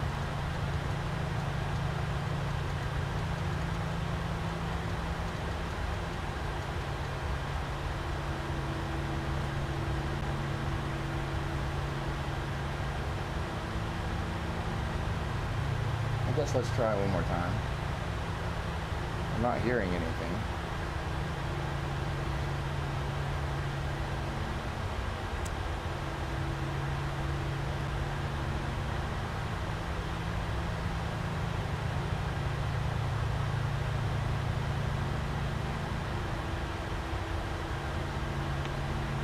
Am I still on 3042? My transponder got messed up too.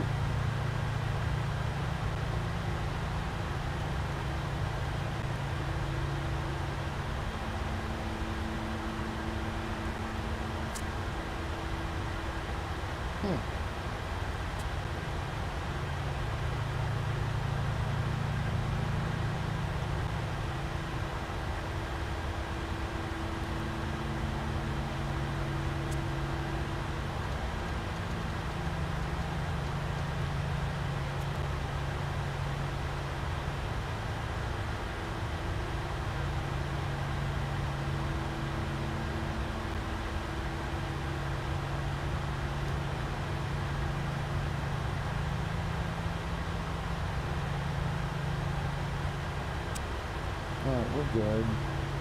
Except for this.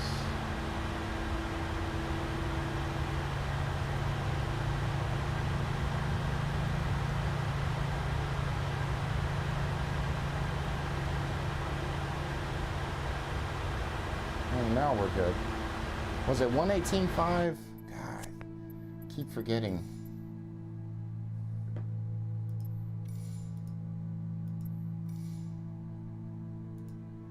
Still not hearing anything. Yeah, 118.5.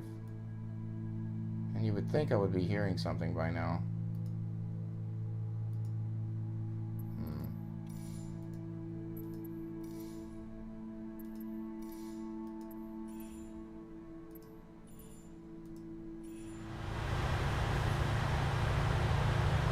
I'll ask for taxi. I'm not sure if they're going to give it to me because I think I may have got booted.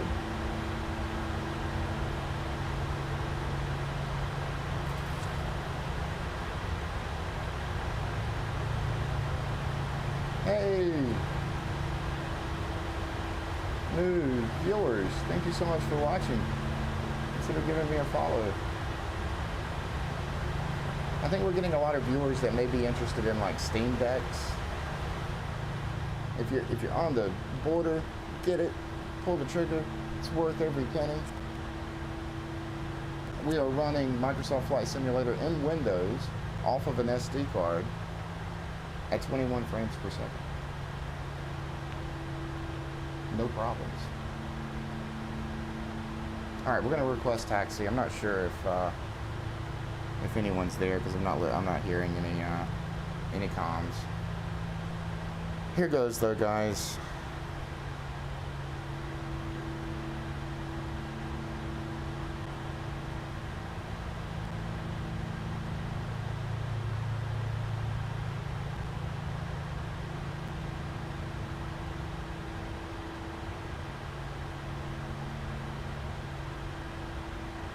Philadelphia ground, Southwest 1465. Ready for taxi, 27 left. Southwest 1475, Philadelphia ground 27 left, taxi via uniform, cross 27 left, taxi via Sierra 01.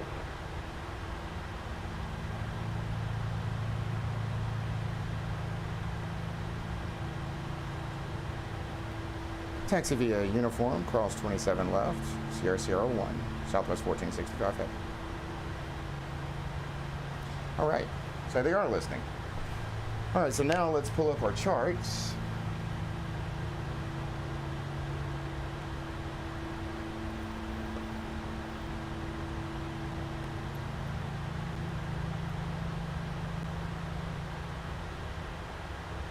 See if we can't make this a little bigger. There we go. Okay, we are at KPHL. Search.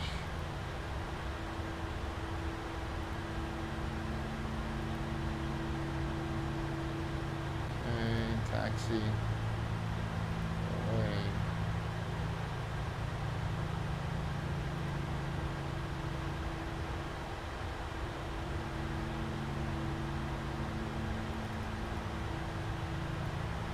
Okay. Well, I guess it's not going to let us view any bigger than that. So we are taxiing via Uniform, cross 27 left. So Uniform.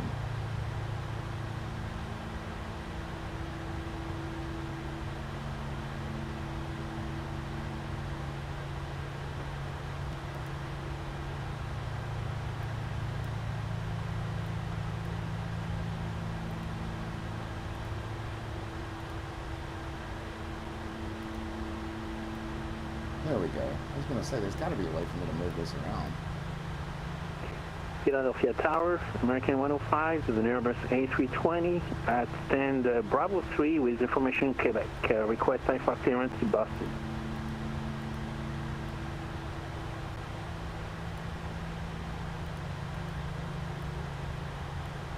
I don't see uniform, guys. Looking for a U.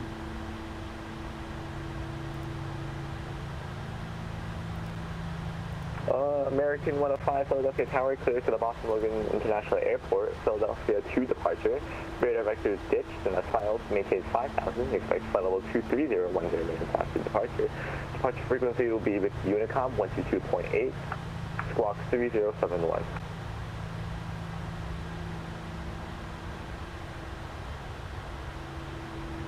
All right, clear for Boston via the Philadelphia 2 departure. Squawk is 3071 and departure 122.8 for American 105. What was the initial climb, sorry? Honestly, American 105, feedback is correct. Initial climb will be 5,000. Departure runway will be 27 left, guys ready for taxi. we're just going to wing it. 5,000 for the initial climb and 27 left for departure. American 105. The 360s.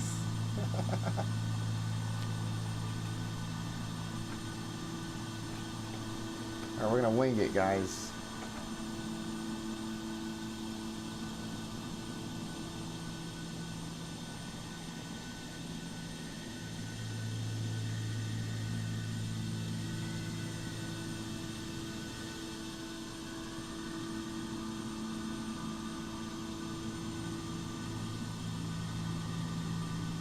We probably need to wait just a moment because I want to make sure I'm going out the right way. 1465, please squawk mode Charlie.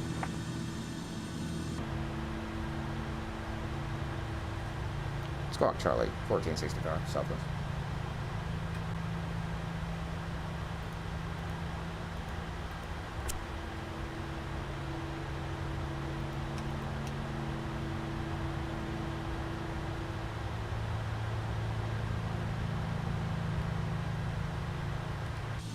I think that's Charlie.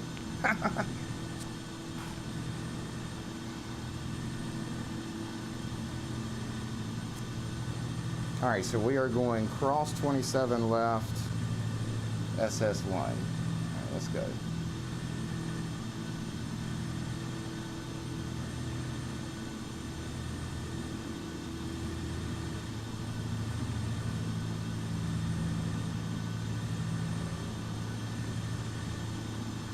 It's 27 right. Oh no, it's 27 left.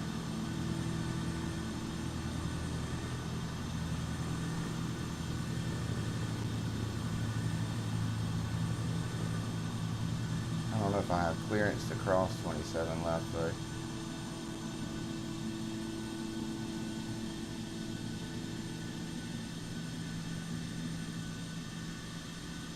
He didn't say hold short, so... Jeez, I hope he doesn't yell at me.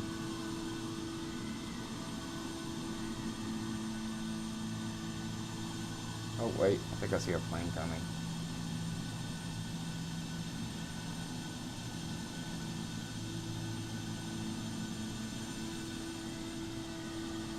So we're 27 left, crossing 27 left to SSI.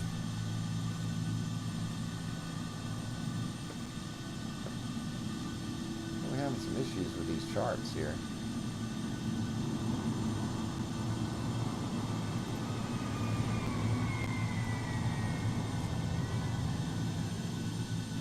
Well, I guess it doesn't matter. We're still gonna hold short. It's okay.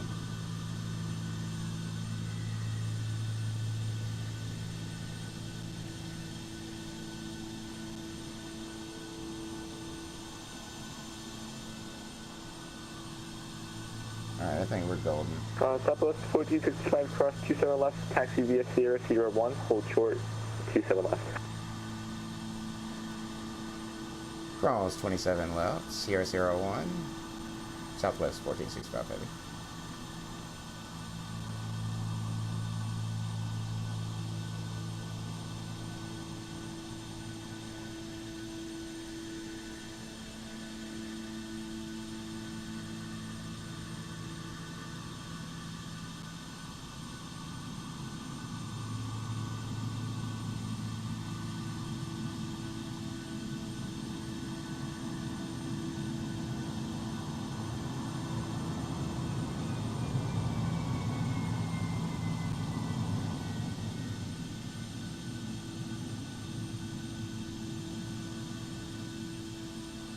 Go ahead and set our flaps.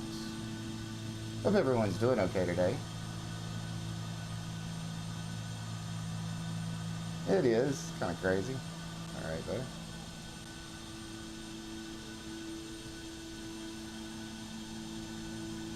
I'm gonna try to see if we can find Sierra Sierra 1, if possible.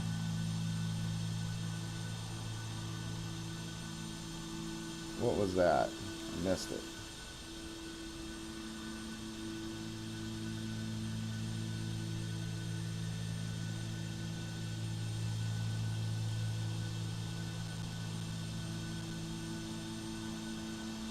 Hard to see.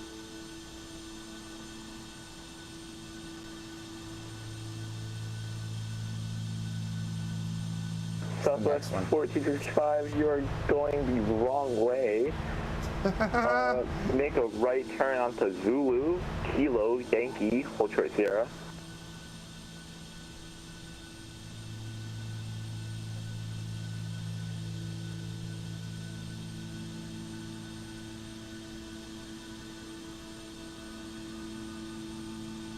I think you said right turn onto Kilo. Southwest 1465, Philadelphia Tower.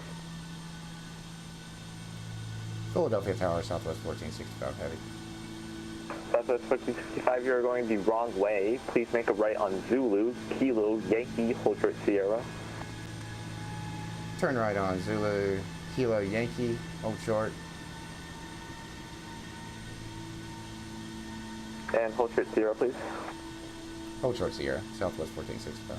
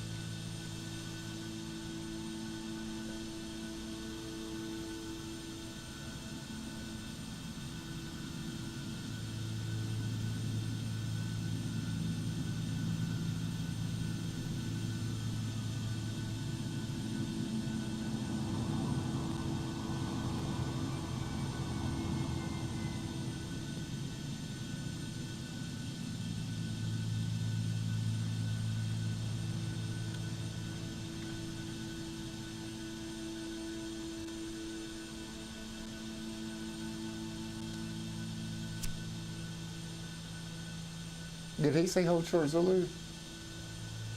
I can't remember. I think he said I could keep going. Sorry. Southwest 1465, make turn left on Sierra, continue Sierra Sierra 1. Left on Sierra, Sierra Sierra 1, Southwest 1465 heavy. Sorry about this, first time. Thank you. No problem.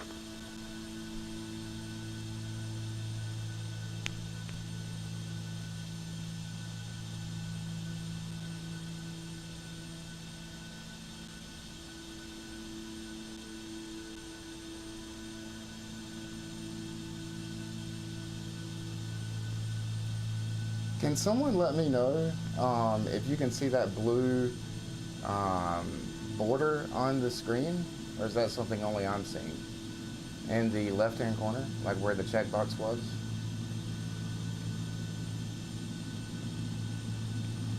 No border. Good. Okay.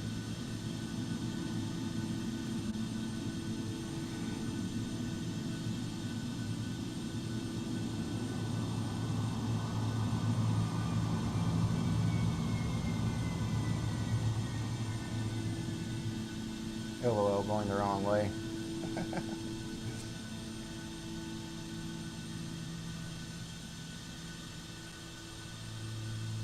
Alright, now we're looking for Sierra 1. Alright, that was Sierra 10. We're looking for Sierra 1.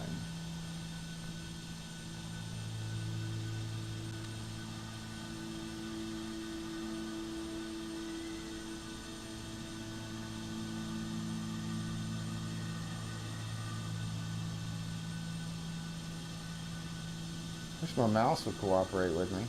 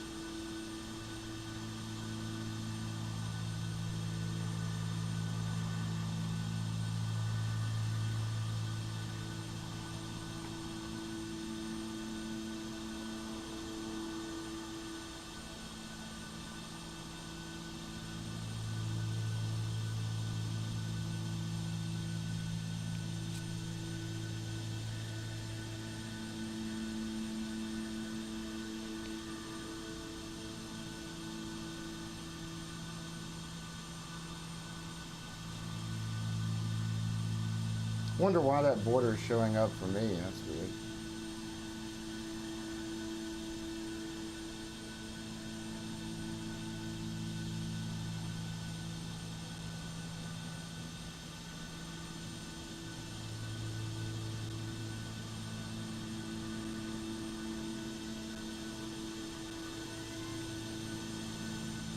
That was Sierra 6. Kind of hard to see this stuff.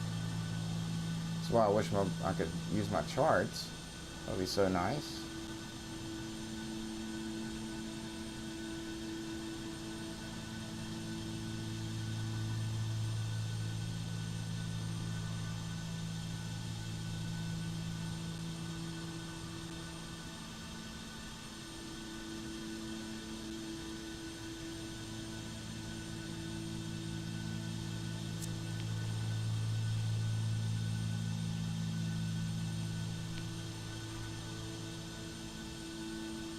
Taxi speed is, I think 30, 35 knots.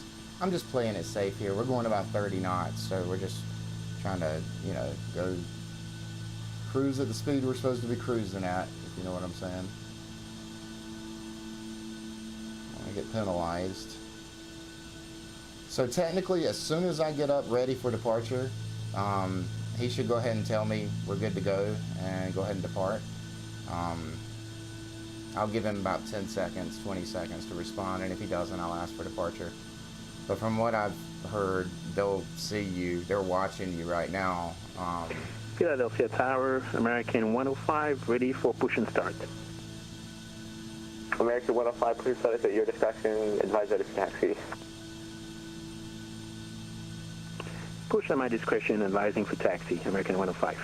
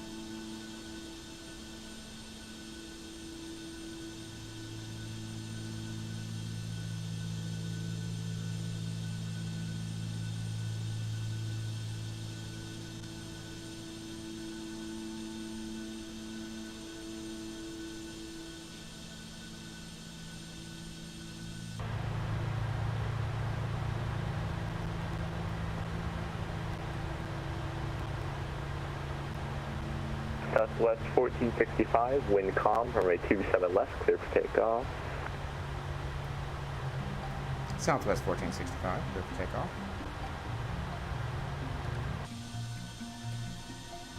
Southwest 1465, turn left heading 230 after departure. Sorry about that.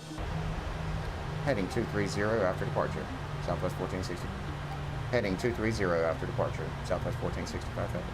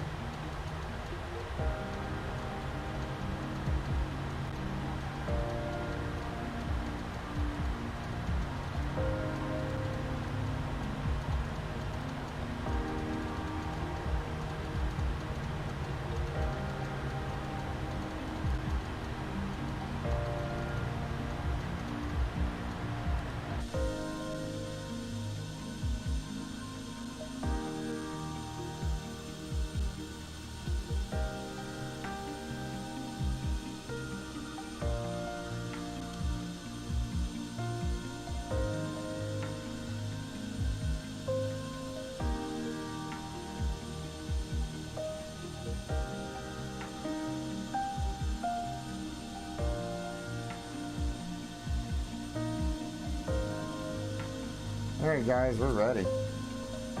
Full speed ahead.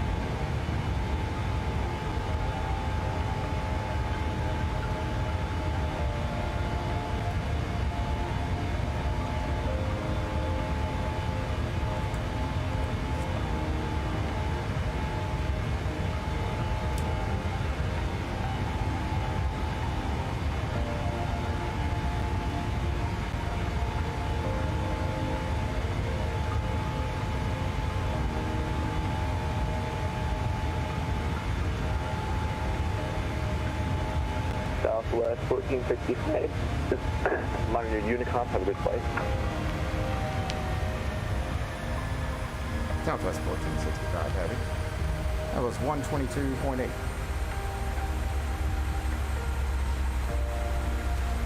Hotel aircraft information, Romeo is on current.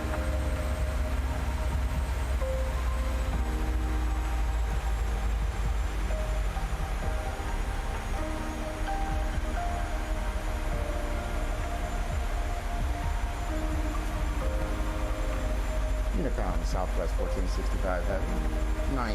1900 feet, climbing 5,000.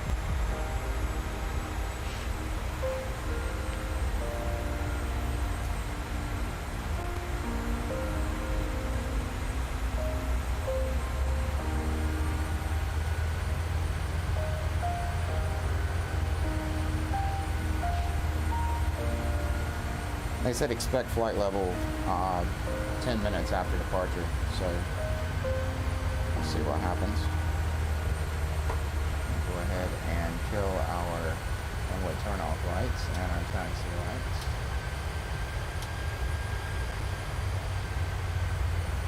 Turn off auto brake.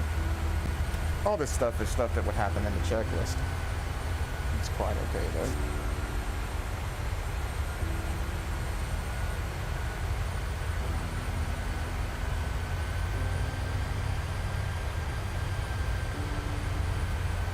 He did say Unicom 122.80, right?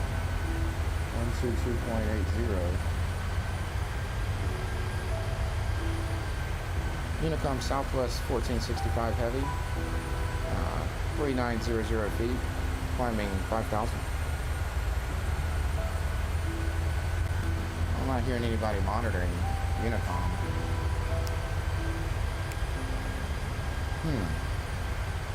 give it a moment. It's okay. Hope everyone's doing okay today. Hope you're doing well. Thank you for watching. Thank you for spending your Tuesday with me. Taking a little flight down to the beach to Miami. Oh, I know what's going on.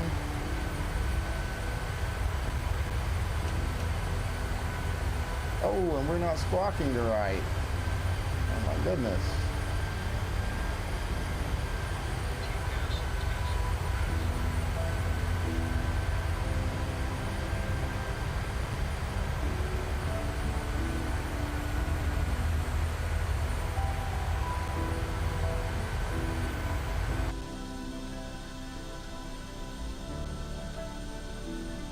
Hang on just a minute, guys.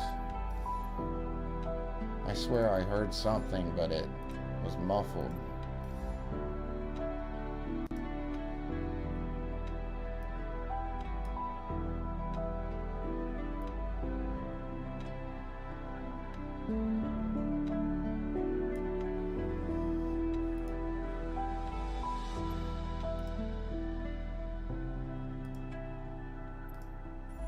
I'm gonna keep it in windowed for now, guys. I apologize. Just a little nervous that I may have lost ATC. That was the right squawk. 3042. I'm sure 2.8. Yeah.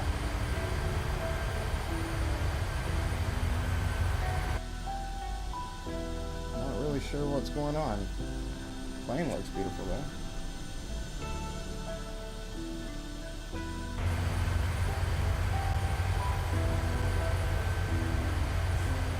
We'll give it a moment and see.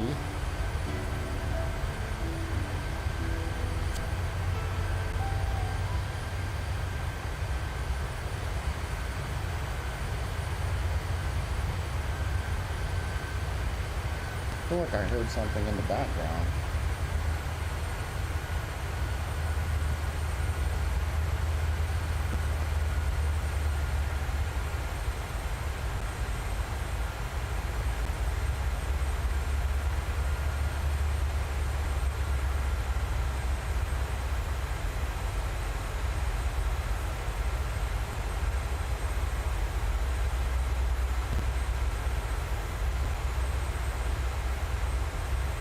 I'm hearing some noises.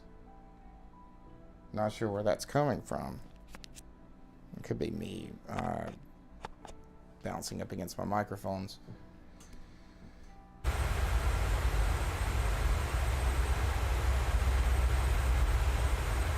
I would really love to do this flight legit, but I'm scared to climb or really do anything other than the heading that ATC gave me last.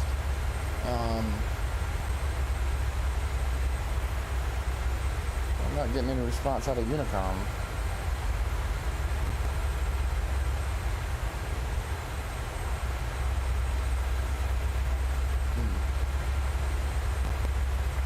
Well, since I can't hear anything, I'm going to go ahead and disconnect, as I don't want to get a penalty of some sort for not following ATC's instructions. Guys, we're going to finish our flight. We're just not going to be on ATC for the rest of the flight. I apologize. I know that's exciting and everything, but yeah, no, we're just going to go ahead and fly. We're going to finish this flight and we're going to park with or without ATC. I'm not sure what's going on and why I lost them, but instead of doing something I'm not supposed to, we'll just go ahead and do the right thing and disconnect and just fly on our own. It's okay. But that was fun, wasn't it? We made a few mistakes along the way. I'll be quite frank with you guys, very first time I'm playing BatSim. Very first time. So, you know. Can you pull my V nav? No, you cannot. Alright, let's at least gain some altitude here. Okay, and let's see what's going on with the flight director. Now, pull this up just for my reference.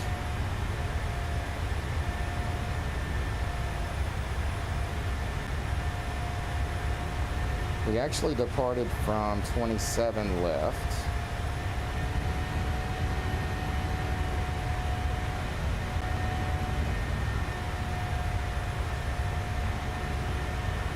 Supposed to arrive at 8 right.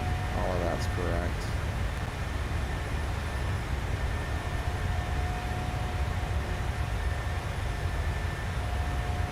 Okay. Flight director had some vectors in it. That was the problem. So we have sorted those vectors out, so we should be able to DNAV now. There we go. All right. And if you guys are curious what I'm doing, let me show you. So we're just going through the legs of our trip, making sure there's no vectors. Like right there, for example, we're just going to replace that. Since we're not going to be talking to ATC, there's no point in vectoring, because that's what vectors are, is ATC will guide you. All right, guys, we're up in the air. How do you like that? Got the plane started from cold and dark. No errors like we had before, other than the the tugboat error. A clean start, guys.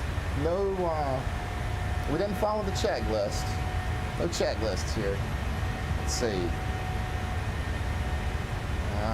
We would be climbing cruise right now, which would say command A or B engage, which we have that engaged. Altimeter, we would set that to standard. What you see down here is set to standard. Below 10,000 feet, max 250 knots, which that's where we're at. Passing 10,000 feet, we're going to turn our landing lights off, turn the fasten seatbelt lights off, and our center fuel pumps, depending on if we're out of fuel, which we're not. So we're going to keep those on. And then during cruise, we're just going to monitor our engine and instruments and make sure we got enough fuel. Nobody wants to run out of fuel. But we're just now about to pass 10,000 feet. And you can see that right here, guys, is our altitude, if you're curious. So this is where we set our cruise that we're trying to go to, and this is where we're passing. So since we're passing 10,000, we're going to go ahead and kill our landing lights, which are there. I'm going to go ahead and turn off the fasten seatbelt sign. And center fuel pumps are fine. They'll come up with a low pressure gauge if there's a problem. So checklist for cruise is good to go.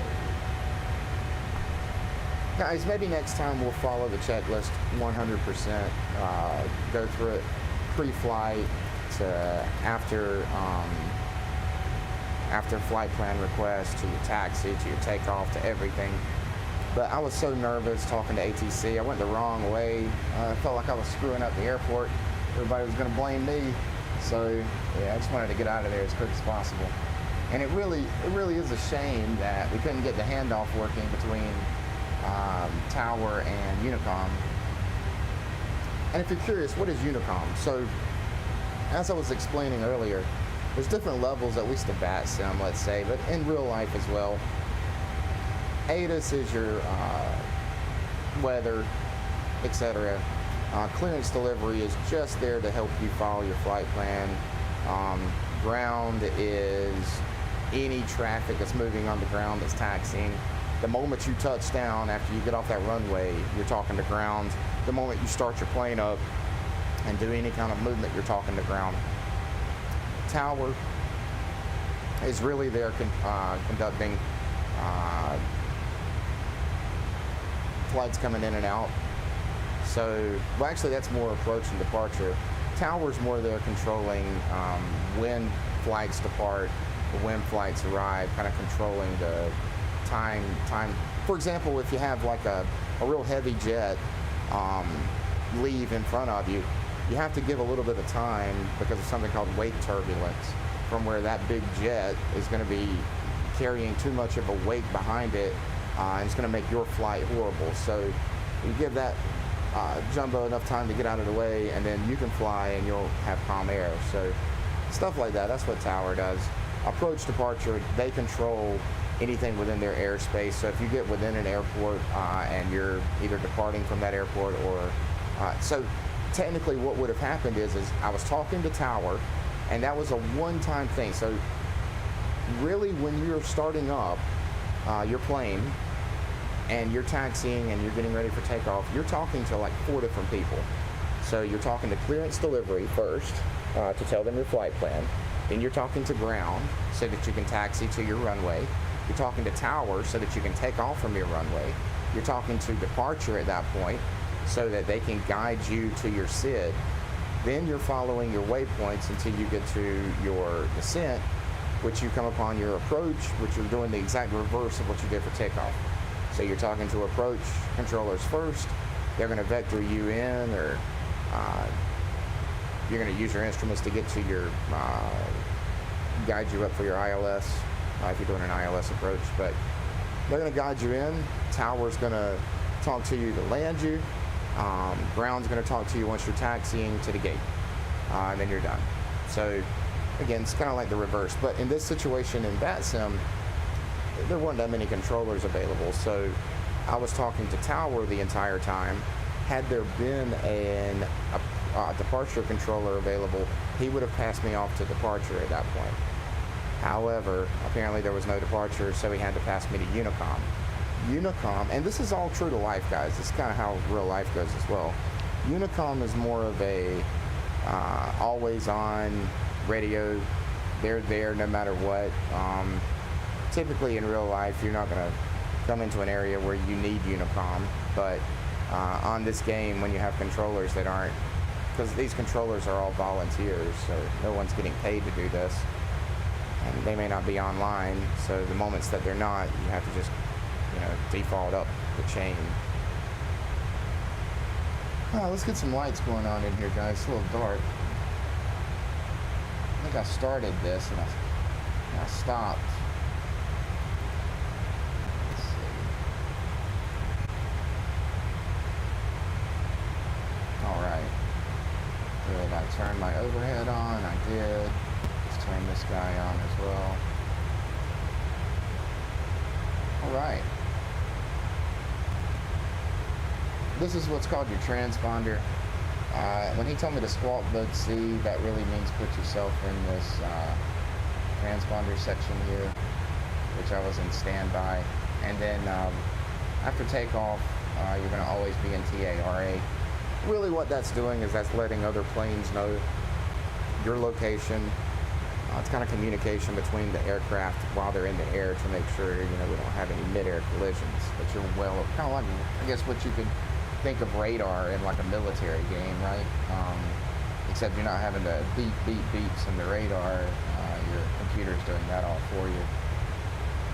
Your squawk code is what you put into the transponder.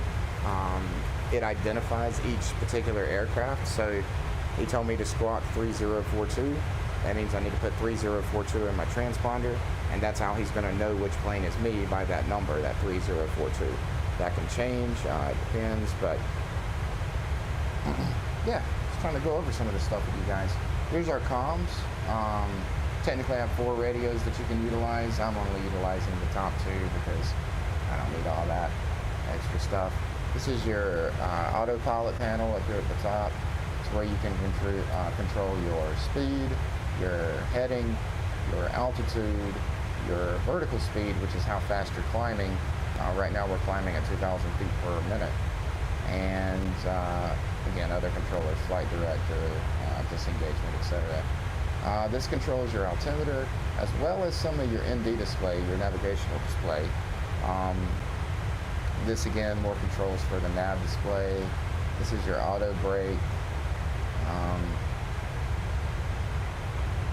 Kind of basic stuff. Here's your landing gear.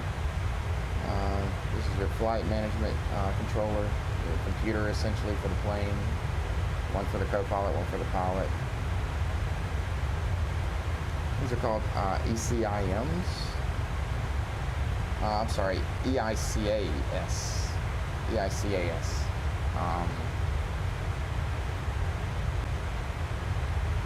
Yeah. Wish you guys could see. Actually, let me see if I can bring you guys in to see.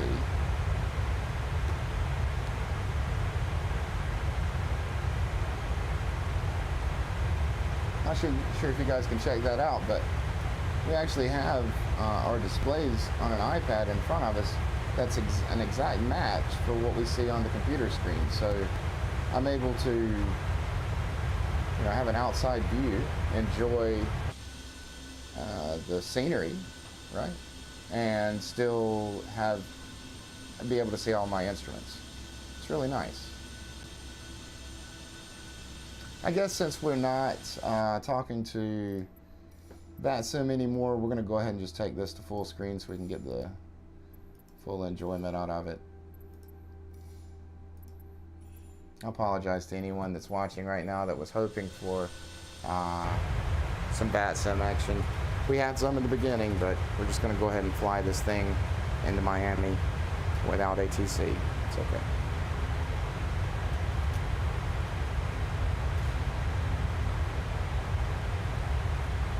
We're going to take our vertical speed down just a bit because we're dropping too fast in speed, and we're also going to take our speed up just a bit. Okay. Just ignore that for right now, guys.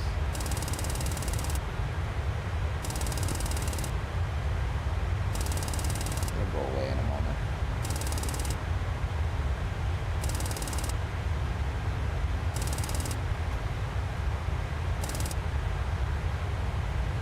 All right. I'll be right back, guys. I'm gonna let this play out. That noise will go away. Don't worry about that. In fact, we'll take our vertical speed down just a bit so it will go away. But I'll be right back, guys. Enjoy the music.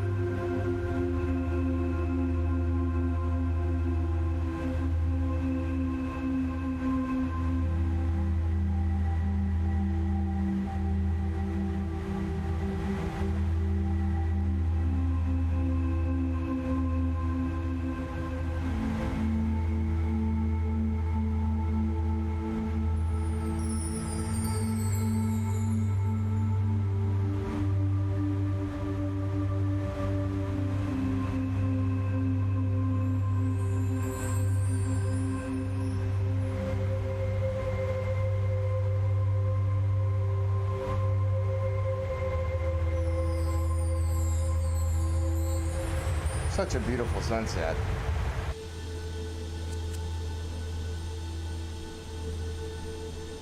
We'll change views for you guys.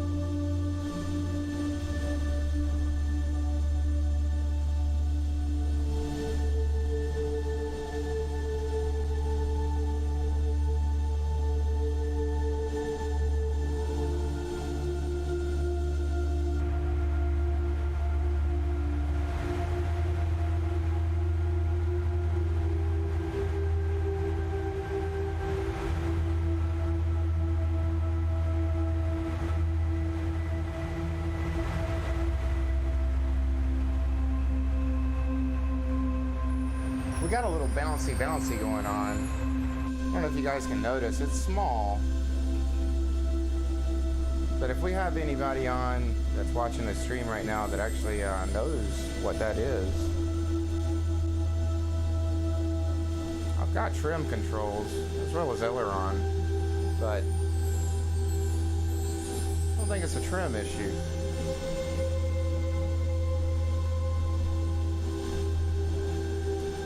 I don't think it's a trim issue at all, actually.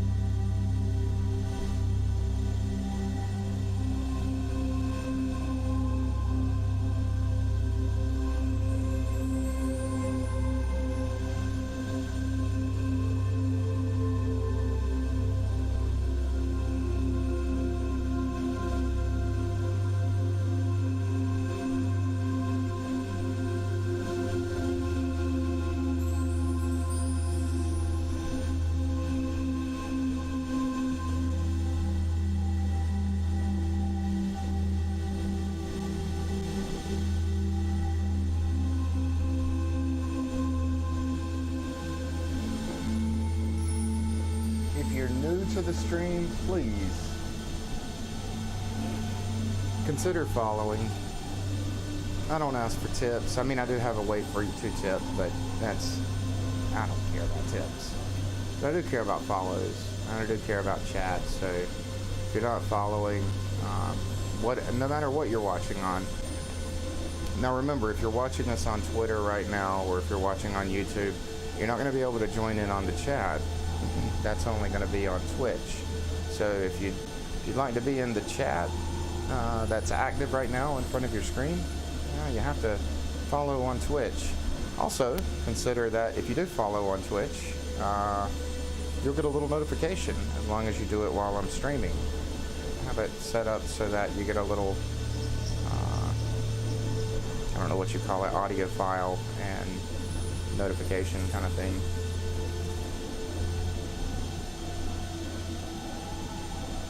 You don't have to, but thank you if you have done that.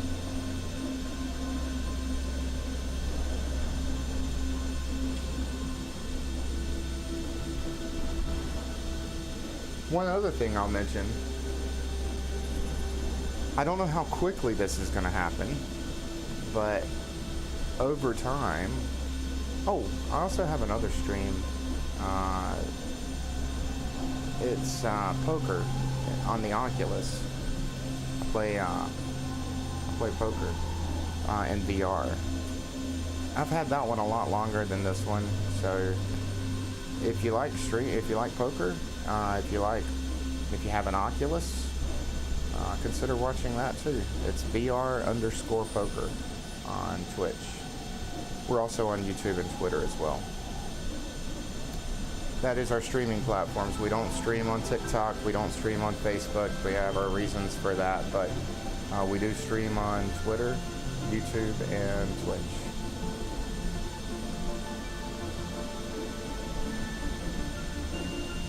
And typically, guys, I'll have my face in. It's just tonight I'm not really feeling it. Just wanted to see if we could get in the air, see if we could land, see if we could talk to VATSIM. We're gonna do half of that, or 2/3. We'll definitely get her on the ground. But stick around if you want to watch something else or do something else. That's fine. Feel free to check back in. I think we'll be starting our descent in about an hour and a half, maybe an hour and 15 minutes, and then should be arriving around an hour, 45 minutes, or 2 hours from now. So still going to be about a 2-hour longer stream. So if you want to stick in with me for the total of 5 hours, because we have been going for 3 hours so far, feel free. But just know that we're still going to be going in 2 hours, and if you'd rather check in to see the descent later and approach landing, that's fine.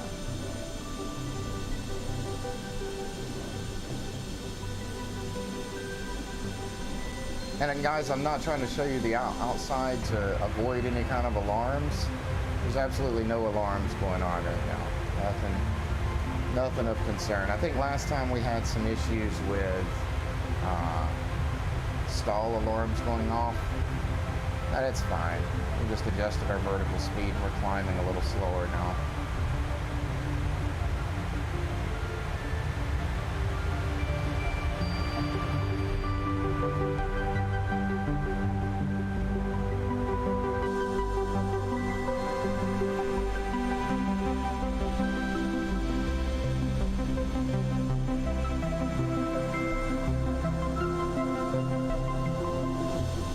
Honestly, guys, I mean, understand this is, 1080, the equivalent of about, between 720 and 1080, because the Steam Deck is a lower resolution. But honestly, even at the low resolution, even on low settings, this does not look bad. And I'm not sure what you may be watching this on, if you're watching this on your phone, if you're watching this on a tablet like an iPad, it's going to look fine. Of course, if you're watching this on a 4K, 8K TV, it may not look as good, but understand this is all scaled to fit the Steam Deck because it's designed for the Steam Deck. So what you see is exactly what you would be seeing on the deck. And as you see in the bottom left, we're running at about 25 frames per second, so running pretty well.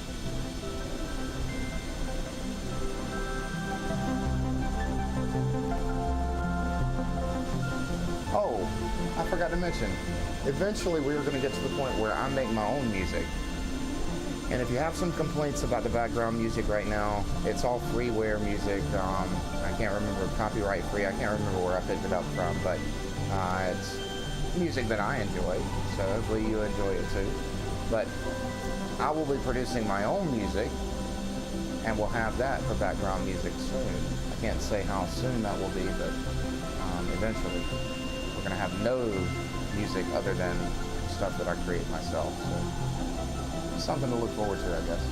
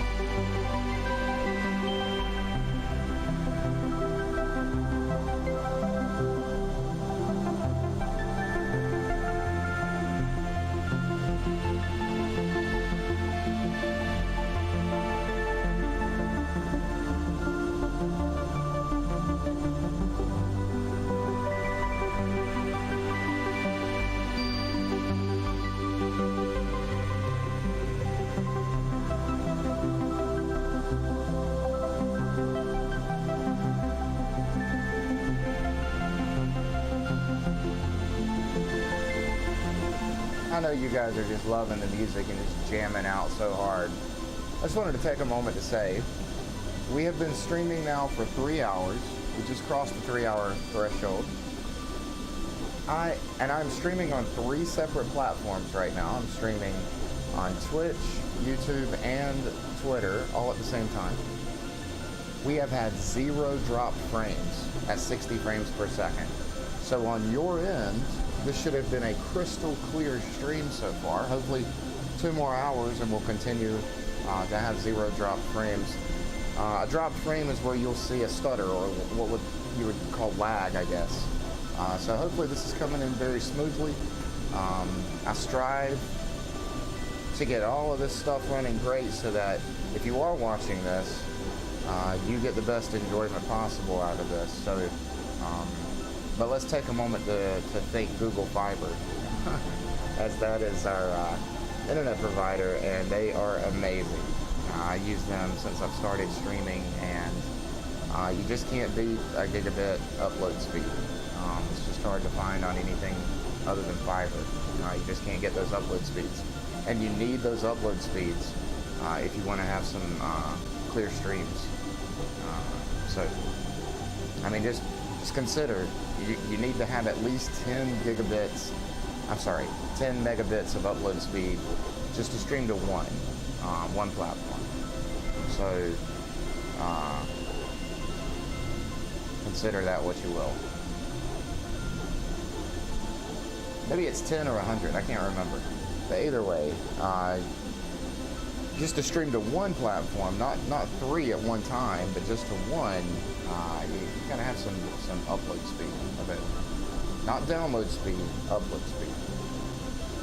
I'll shut up, trying to blow up Google Fiber. You can't get it if it's not in your area, so I totally understand that. If it does come in your area, any kind of fiber, I would say go ahead and get it because it's worthwhile. It's great. And honestly, I've had like maybe one instance of downtime, and that was about a 5-minute ordeal. It was very quick. So I'm not getting sponsored by Google Fiber, guys. So just my personal feedback.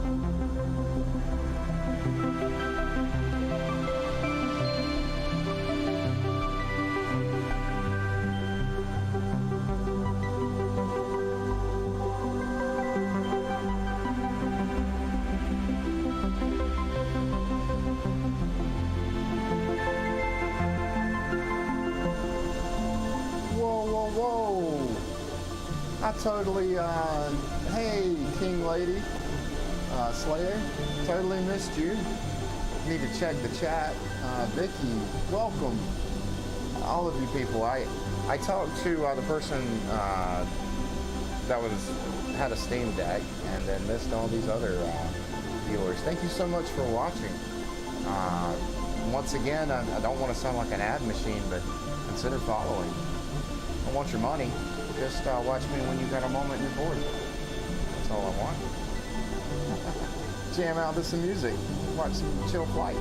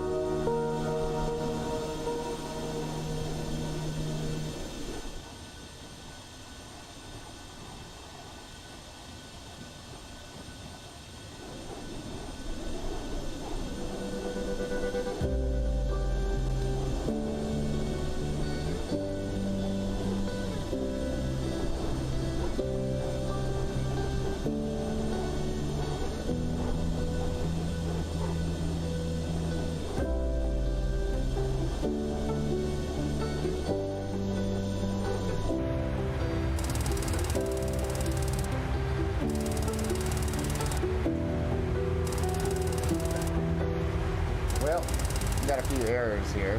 That's what I get for not checking in a while. Alright, so all this means, this is not a bad error, if you don't know what this means. It just means my center tanks are empty. You can see that here. The center tanks have 0 fuel left in them. My wings still have a lot. So we're good. Don't you sweat the fuel situation. That's not what the noise is. The noise is another stall warning, where my 737 is just really struggling to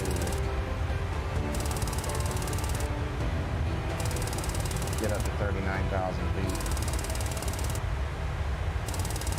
Let's see if I can pull in my winds on the FMC. See if you guys can. Oh, geez, what is this?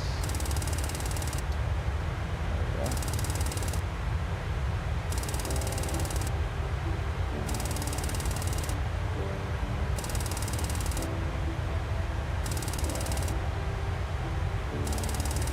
gel to 280 knots. That's fine.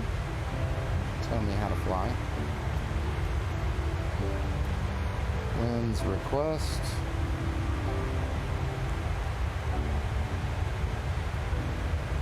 Ooh, I think it loaded them in from SimBrief. We'll see.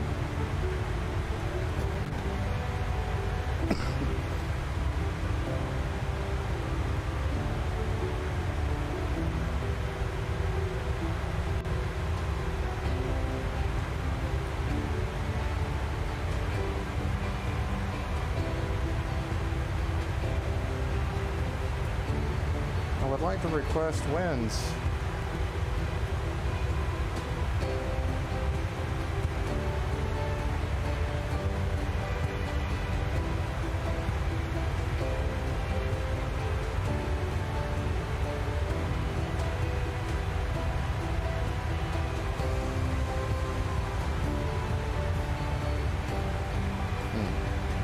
Looks like it's not communicating here.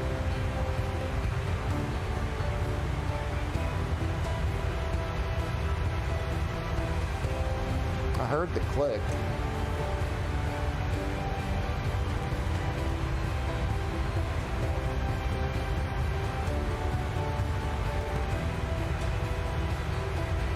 Yeah, I'm not sure what's going on.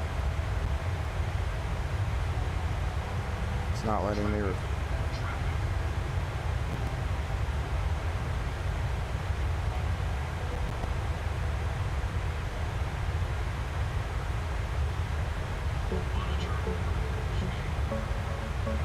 Whatever.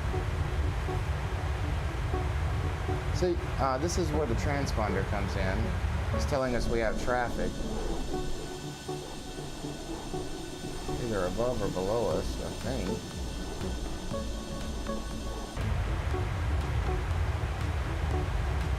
Yeah, we're clear of the traffic anyway. But this is where the transponder comes in.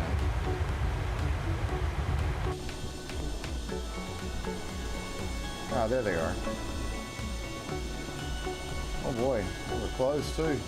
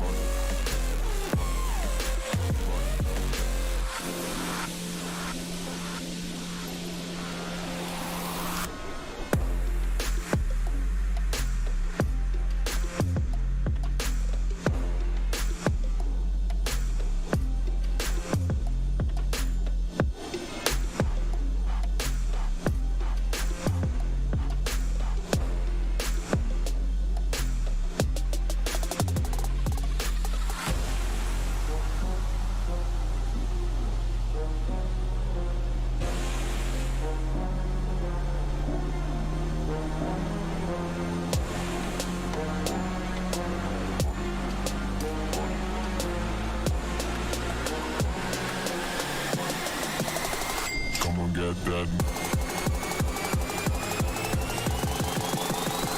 Switch it up.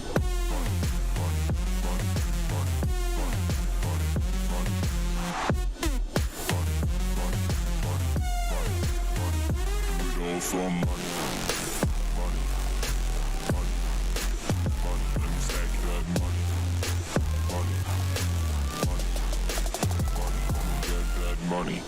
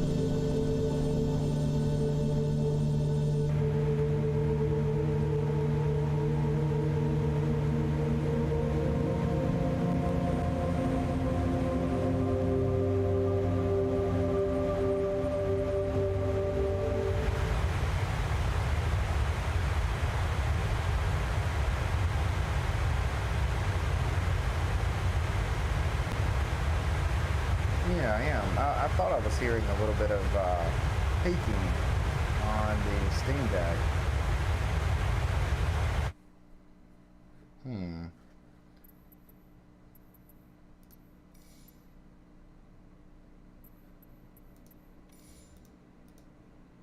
This is a small detour, guys. This isn't going to take long. Just going to crank this down just a little bit more. It should be all I need.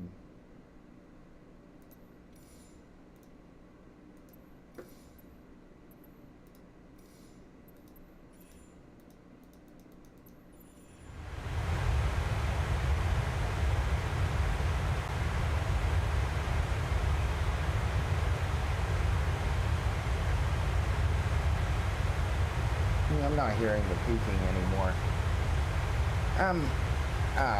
Audiophile here, guys. I've got like some $300 headphones on, so I can hear every little thing, but I heard some peaking as though flight simulator was kind of going into the red, let's say. So I backed off the sound from the flight sim itself. Oh, I just heard it again. I'm not sure if you guys just heard that. It's just a small one. If anyone's still in chat, please let me know if you heard that.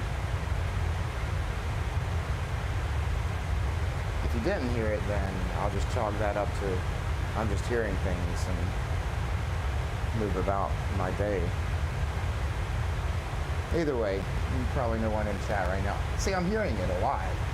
Maybe that's not peaking. Maybe that's some kind of loose wire. It couldn't be a loose wire.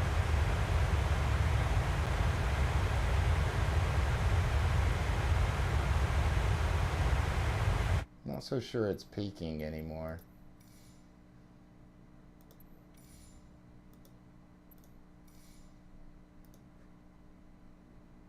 So we're going to bounce this back up. I'm going to check one other thing. Wondering if that may help. Actually, no, not input 2. This is going to be my virtual input.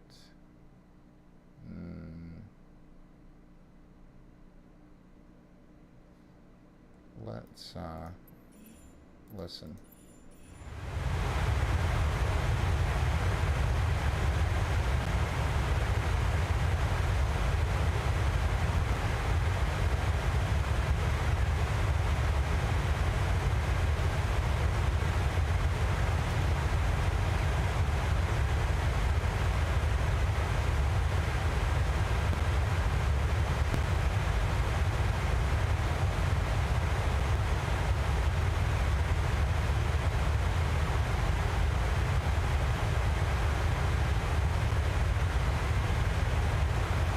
Hearing it peak more, but you guys can see I'm nowhere near even Unity. I don't know if you guys even know what I'm talking about. But I am hearing it.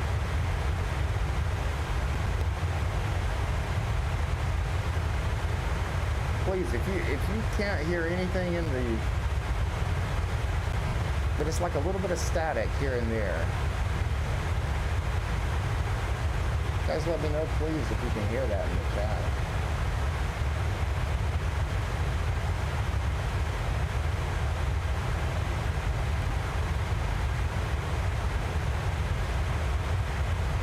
Maybe it's bass frequency.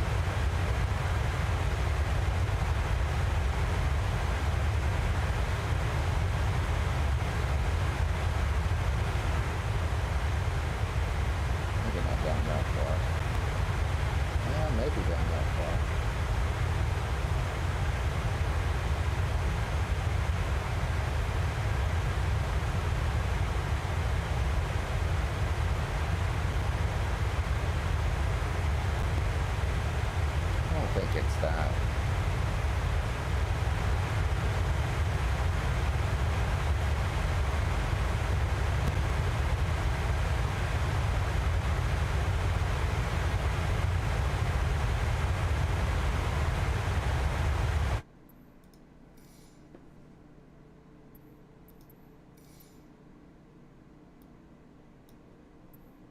Voices, we don't need those at all, so let's just take those down to 0.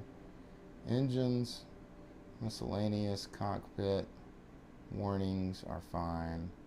Other aircraft environment is fine. Let's try one of these. We were in the cockpit. Let's try to pull that back to 85. Let's try to pull miscellaneous down to 80 and engines down to 80.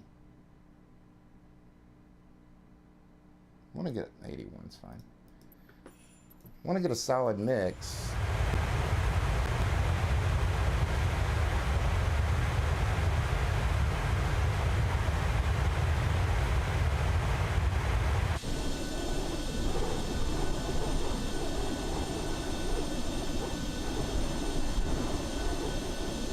Sound okay to you guys?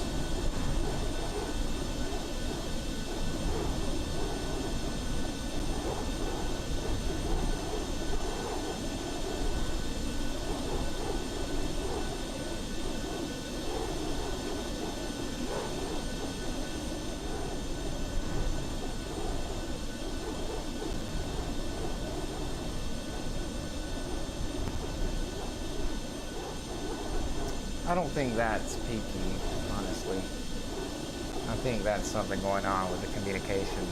I'll have to look into it. Either way, guys, we'll just deal with it for now.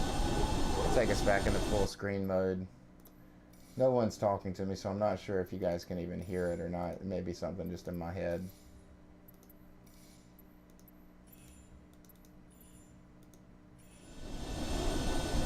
So we'll carry on, and I'll shut up.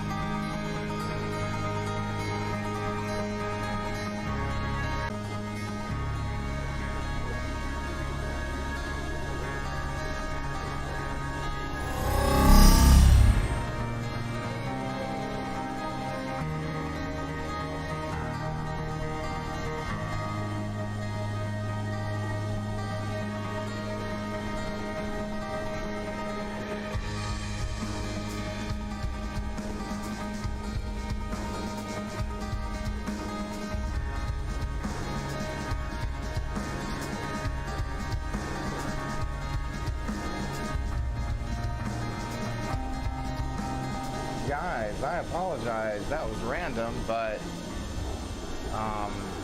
yeah, I just lost the stream. My OBS just crashed on me. First time that's happened. We got to about 4 hours, but we're still gonna finish this flight. Nothing changed. Steam Deck's still running strong. Hopefully you can rejoin after that. That's horrible. But it is what it is. So we're gonna finish this stream. So stick around. We're almost at top of descent. Maybe 80 more, about 80 more miles. So, coming up soon.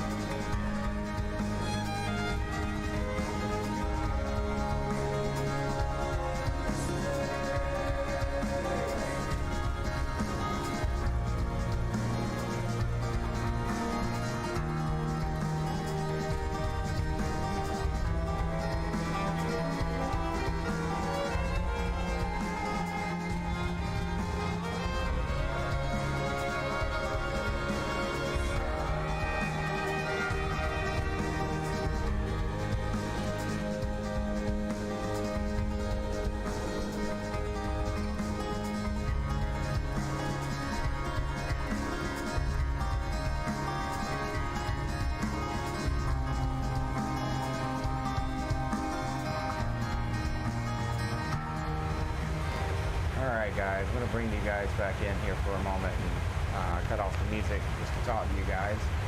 So we'll cut down the sound of the airplane as well. We're almost at our top of descent, just to show you guys what I mean. Well, it's not showing me here, but I can see it on my screen. So just to let you guys know, we're going to go ahead and prepare for descent. Let's see, descent checklist.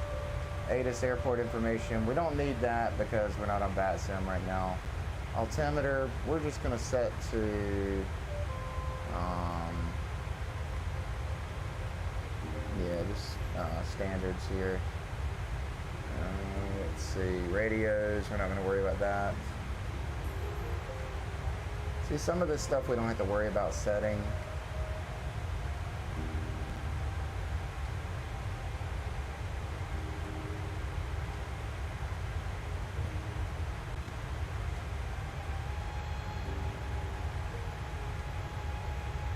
I don't even think we have any anti-ice on. We don't.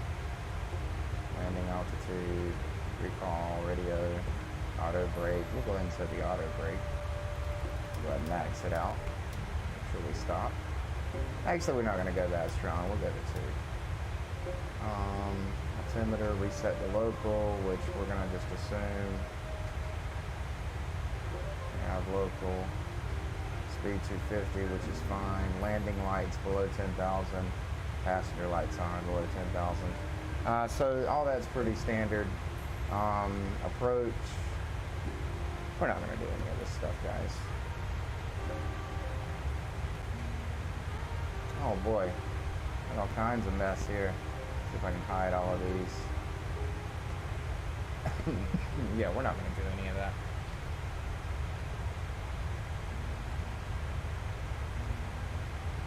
We're about 40 miles from top of descent. So just kind of go through here with you guys. Alright, unable cruise altitude. Get out of here. Okay.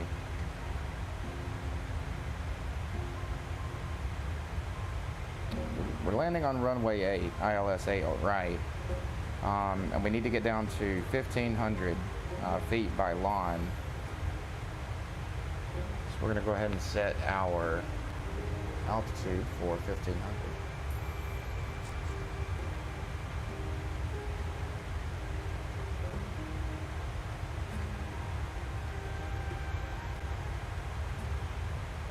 Okay. We're not going to start our descent until we actually truly reach our top of descent, which is in less than 40 miles, nautical miles. So we'll check back in with you guys then when we start our descent. Just kind of prepping a little bit, but enjoy the show.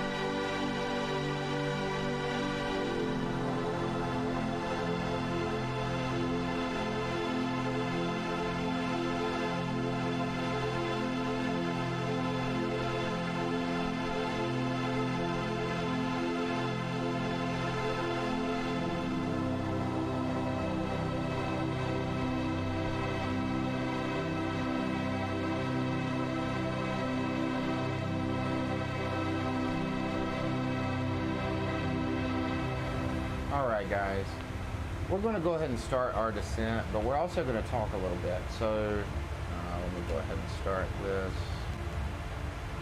We'll go for, it's kind of a actually aggressive descent, so we're going to go for 25 to start with and keep our speed below 250. 45 is fine. Okay, so we are now starting our descent. Technically, you need to pull up your approach runway on your charts. I've already done this, but I'll see if I can do this with you guys. Okay, make that smaller. Okay. Now let's do a search for KMIA. Technically, you can pull in your flight plan and all that jazz. We're not doing this round. Okay, and we're going to come to approach, and we're going to 8 right. So here's our ILS charts. Now you can get all this if you have a Navigraph subscription. But anyway, here's our plan, and just to kind of show you guys what I'm talking about, if you can kind of see in the bottom left there, let's see if I can pull that up for you guys.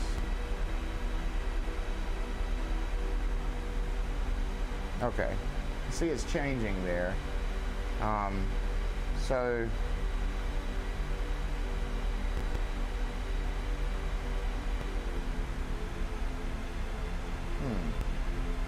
it is a little different. Has me at Tupac instead of Copra, but either way, we're coming in through Copra, and this shows our descent rate. But it shows a lot of information here. It tells you pretty much everything about the rate of descent and everything you need to know about that runway. But what we really care about is we need this frequency for a localizer. That's 110.3. So I'm going to go ahead and get rid of this. Come down to our localizer and let's see.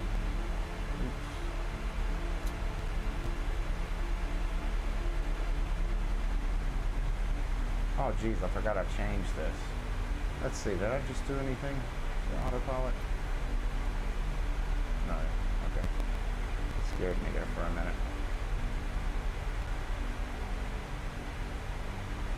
What did I say, 110.3? I get so sidetracked sometimes. Yeah, 110.3.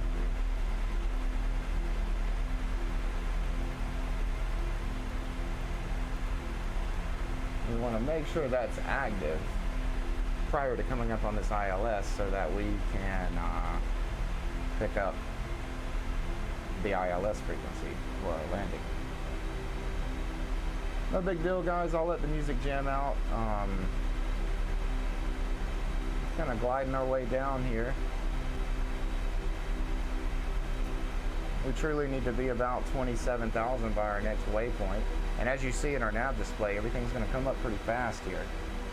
We're less than, I would say, 80, 90 nautical miles.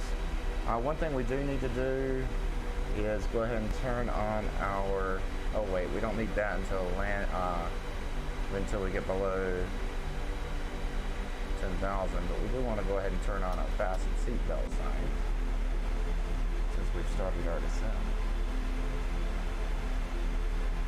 Everything else is running just smoothly, guys. So stick around. I would say we'll be touching down in the next 30 minutes. So roughly 30 minutes. So stick around.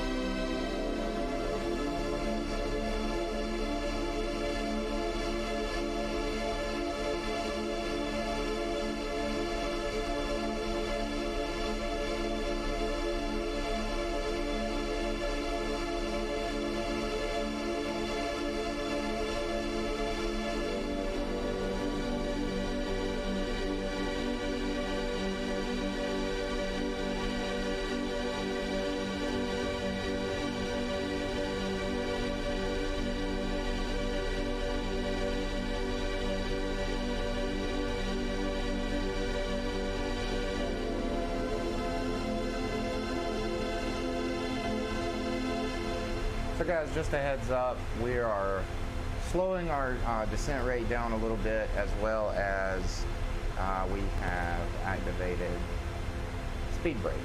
You can't see.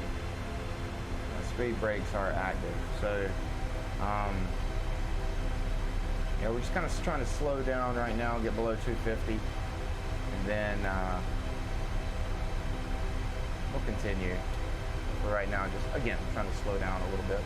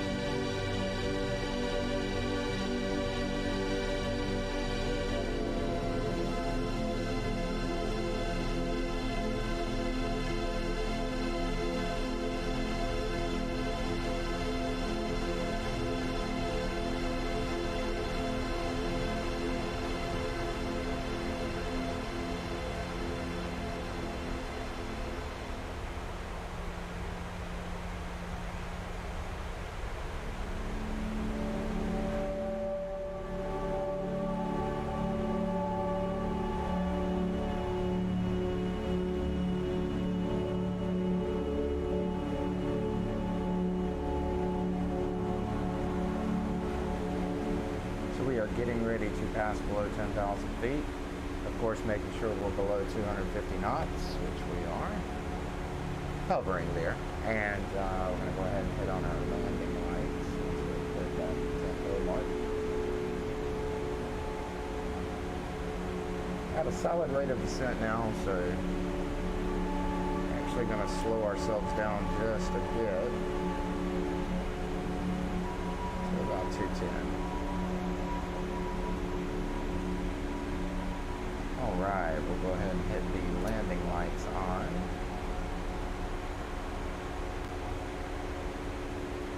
Once again, guys, thank you for watching.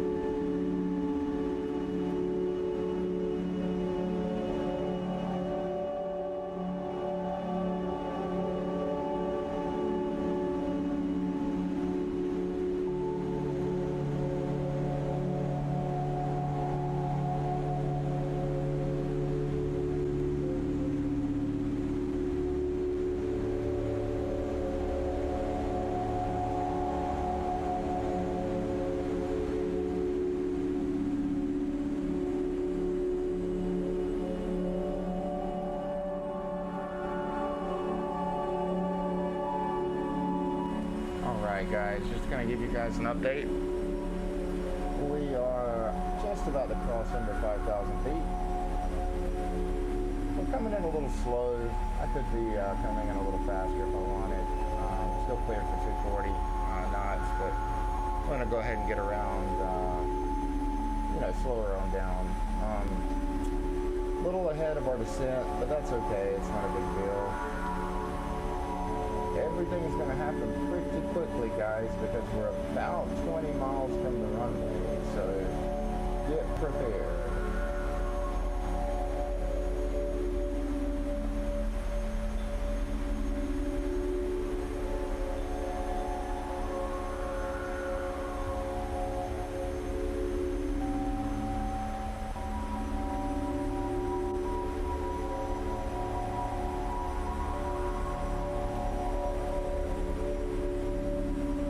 We've got flaps at 5, by the way. Go ahead and take those down a little bit more. I'm gonna go ahead and drop gear in just a moment. Got a good camera view for that, actually. I'll show you guys.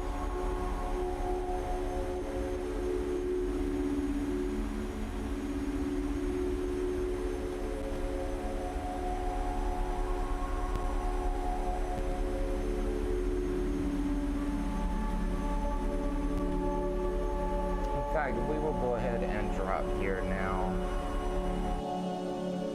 You guys see this?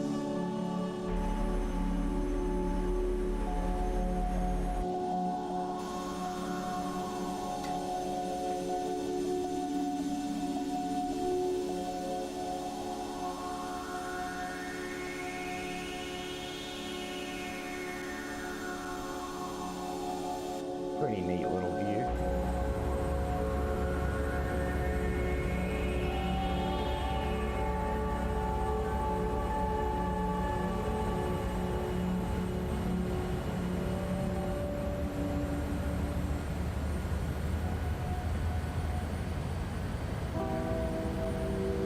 I guess I could help you guys out and let you see the nav display as well. I have my own little nav display, so I'll keep it on 5 so that way you guys can be up to date. But we still got a few more waypoints to hit before we're going to land. Still doing okay though.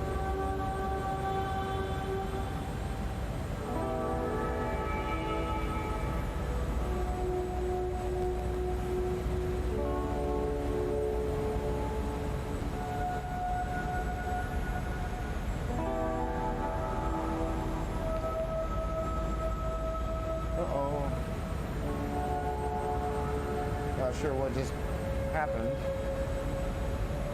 Hopefully we're okay though.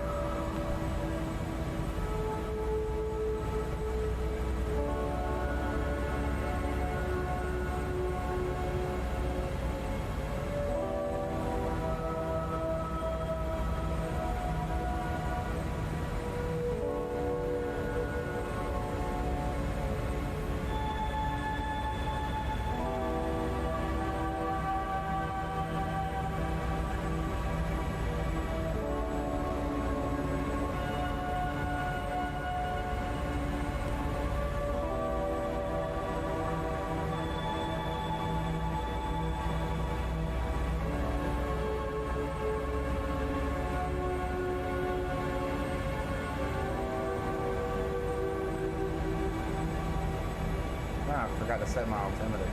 That's we got it now.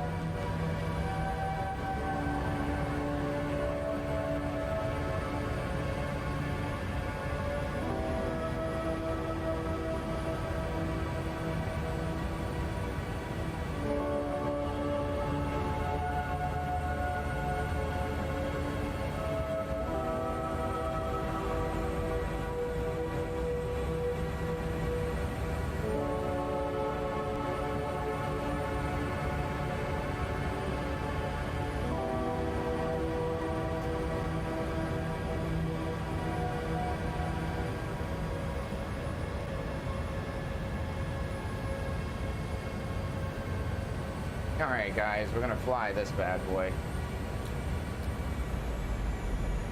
Go ahead and disconnect auto throttle. Let's get this stuff out of here. Alright, get out of here. Alright, little high, come down. Yeah guys, we're gonna fly this one in.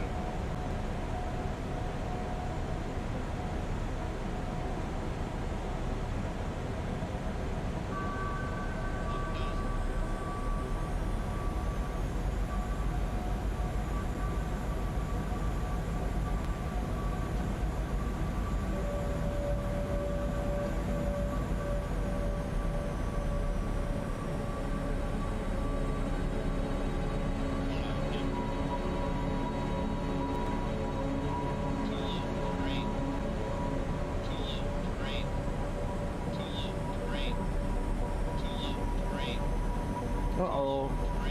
We got it though, guys. Not the smoothest landing in the world, but we got it.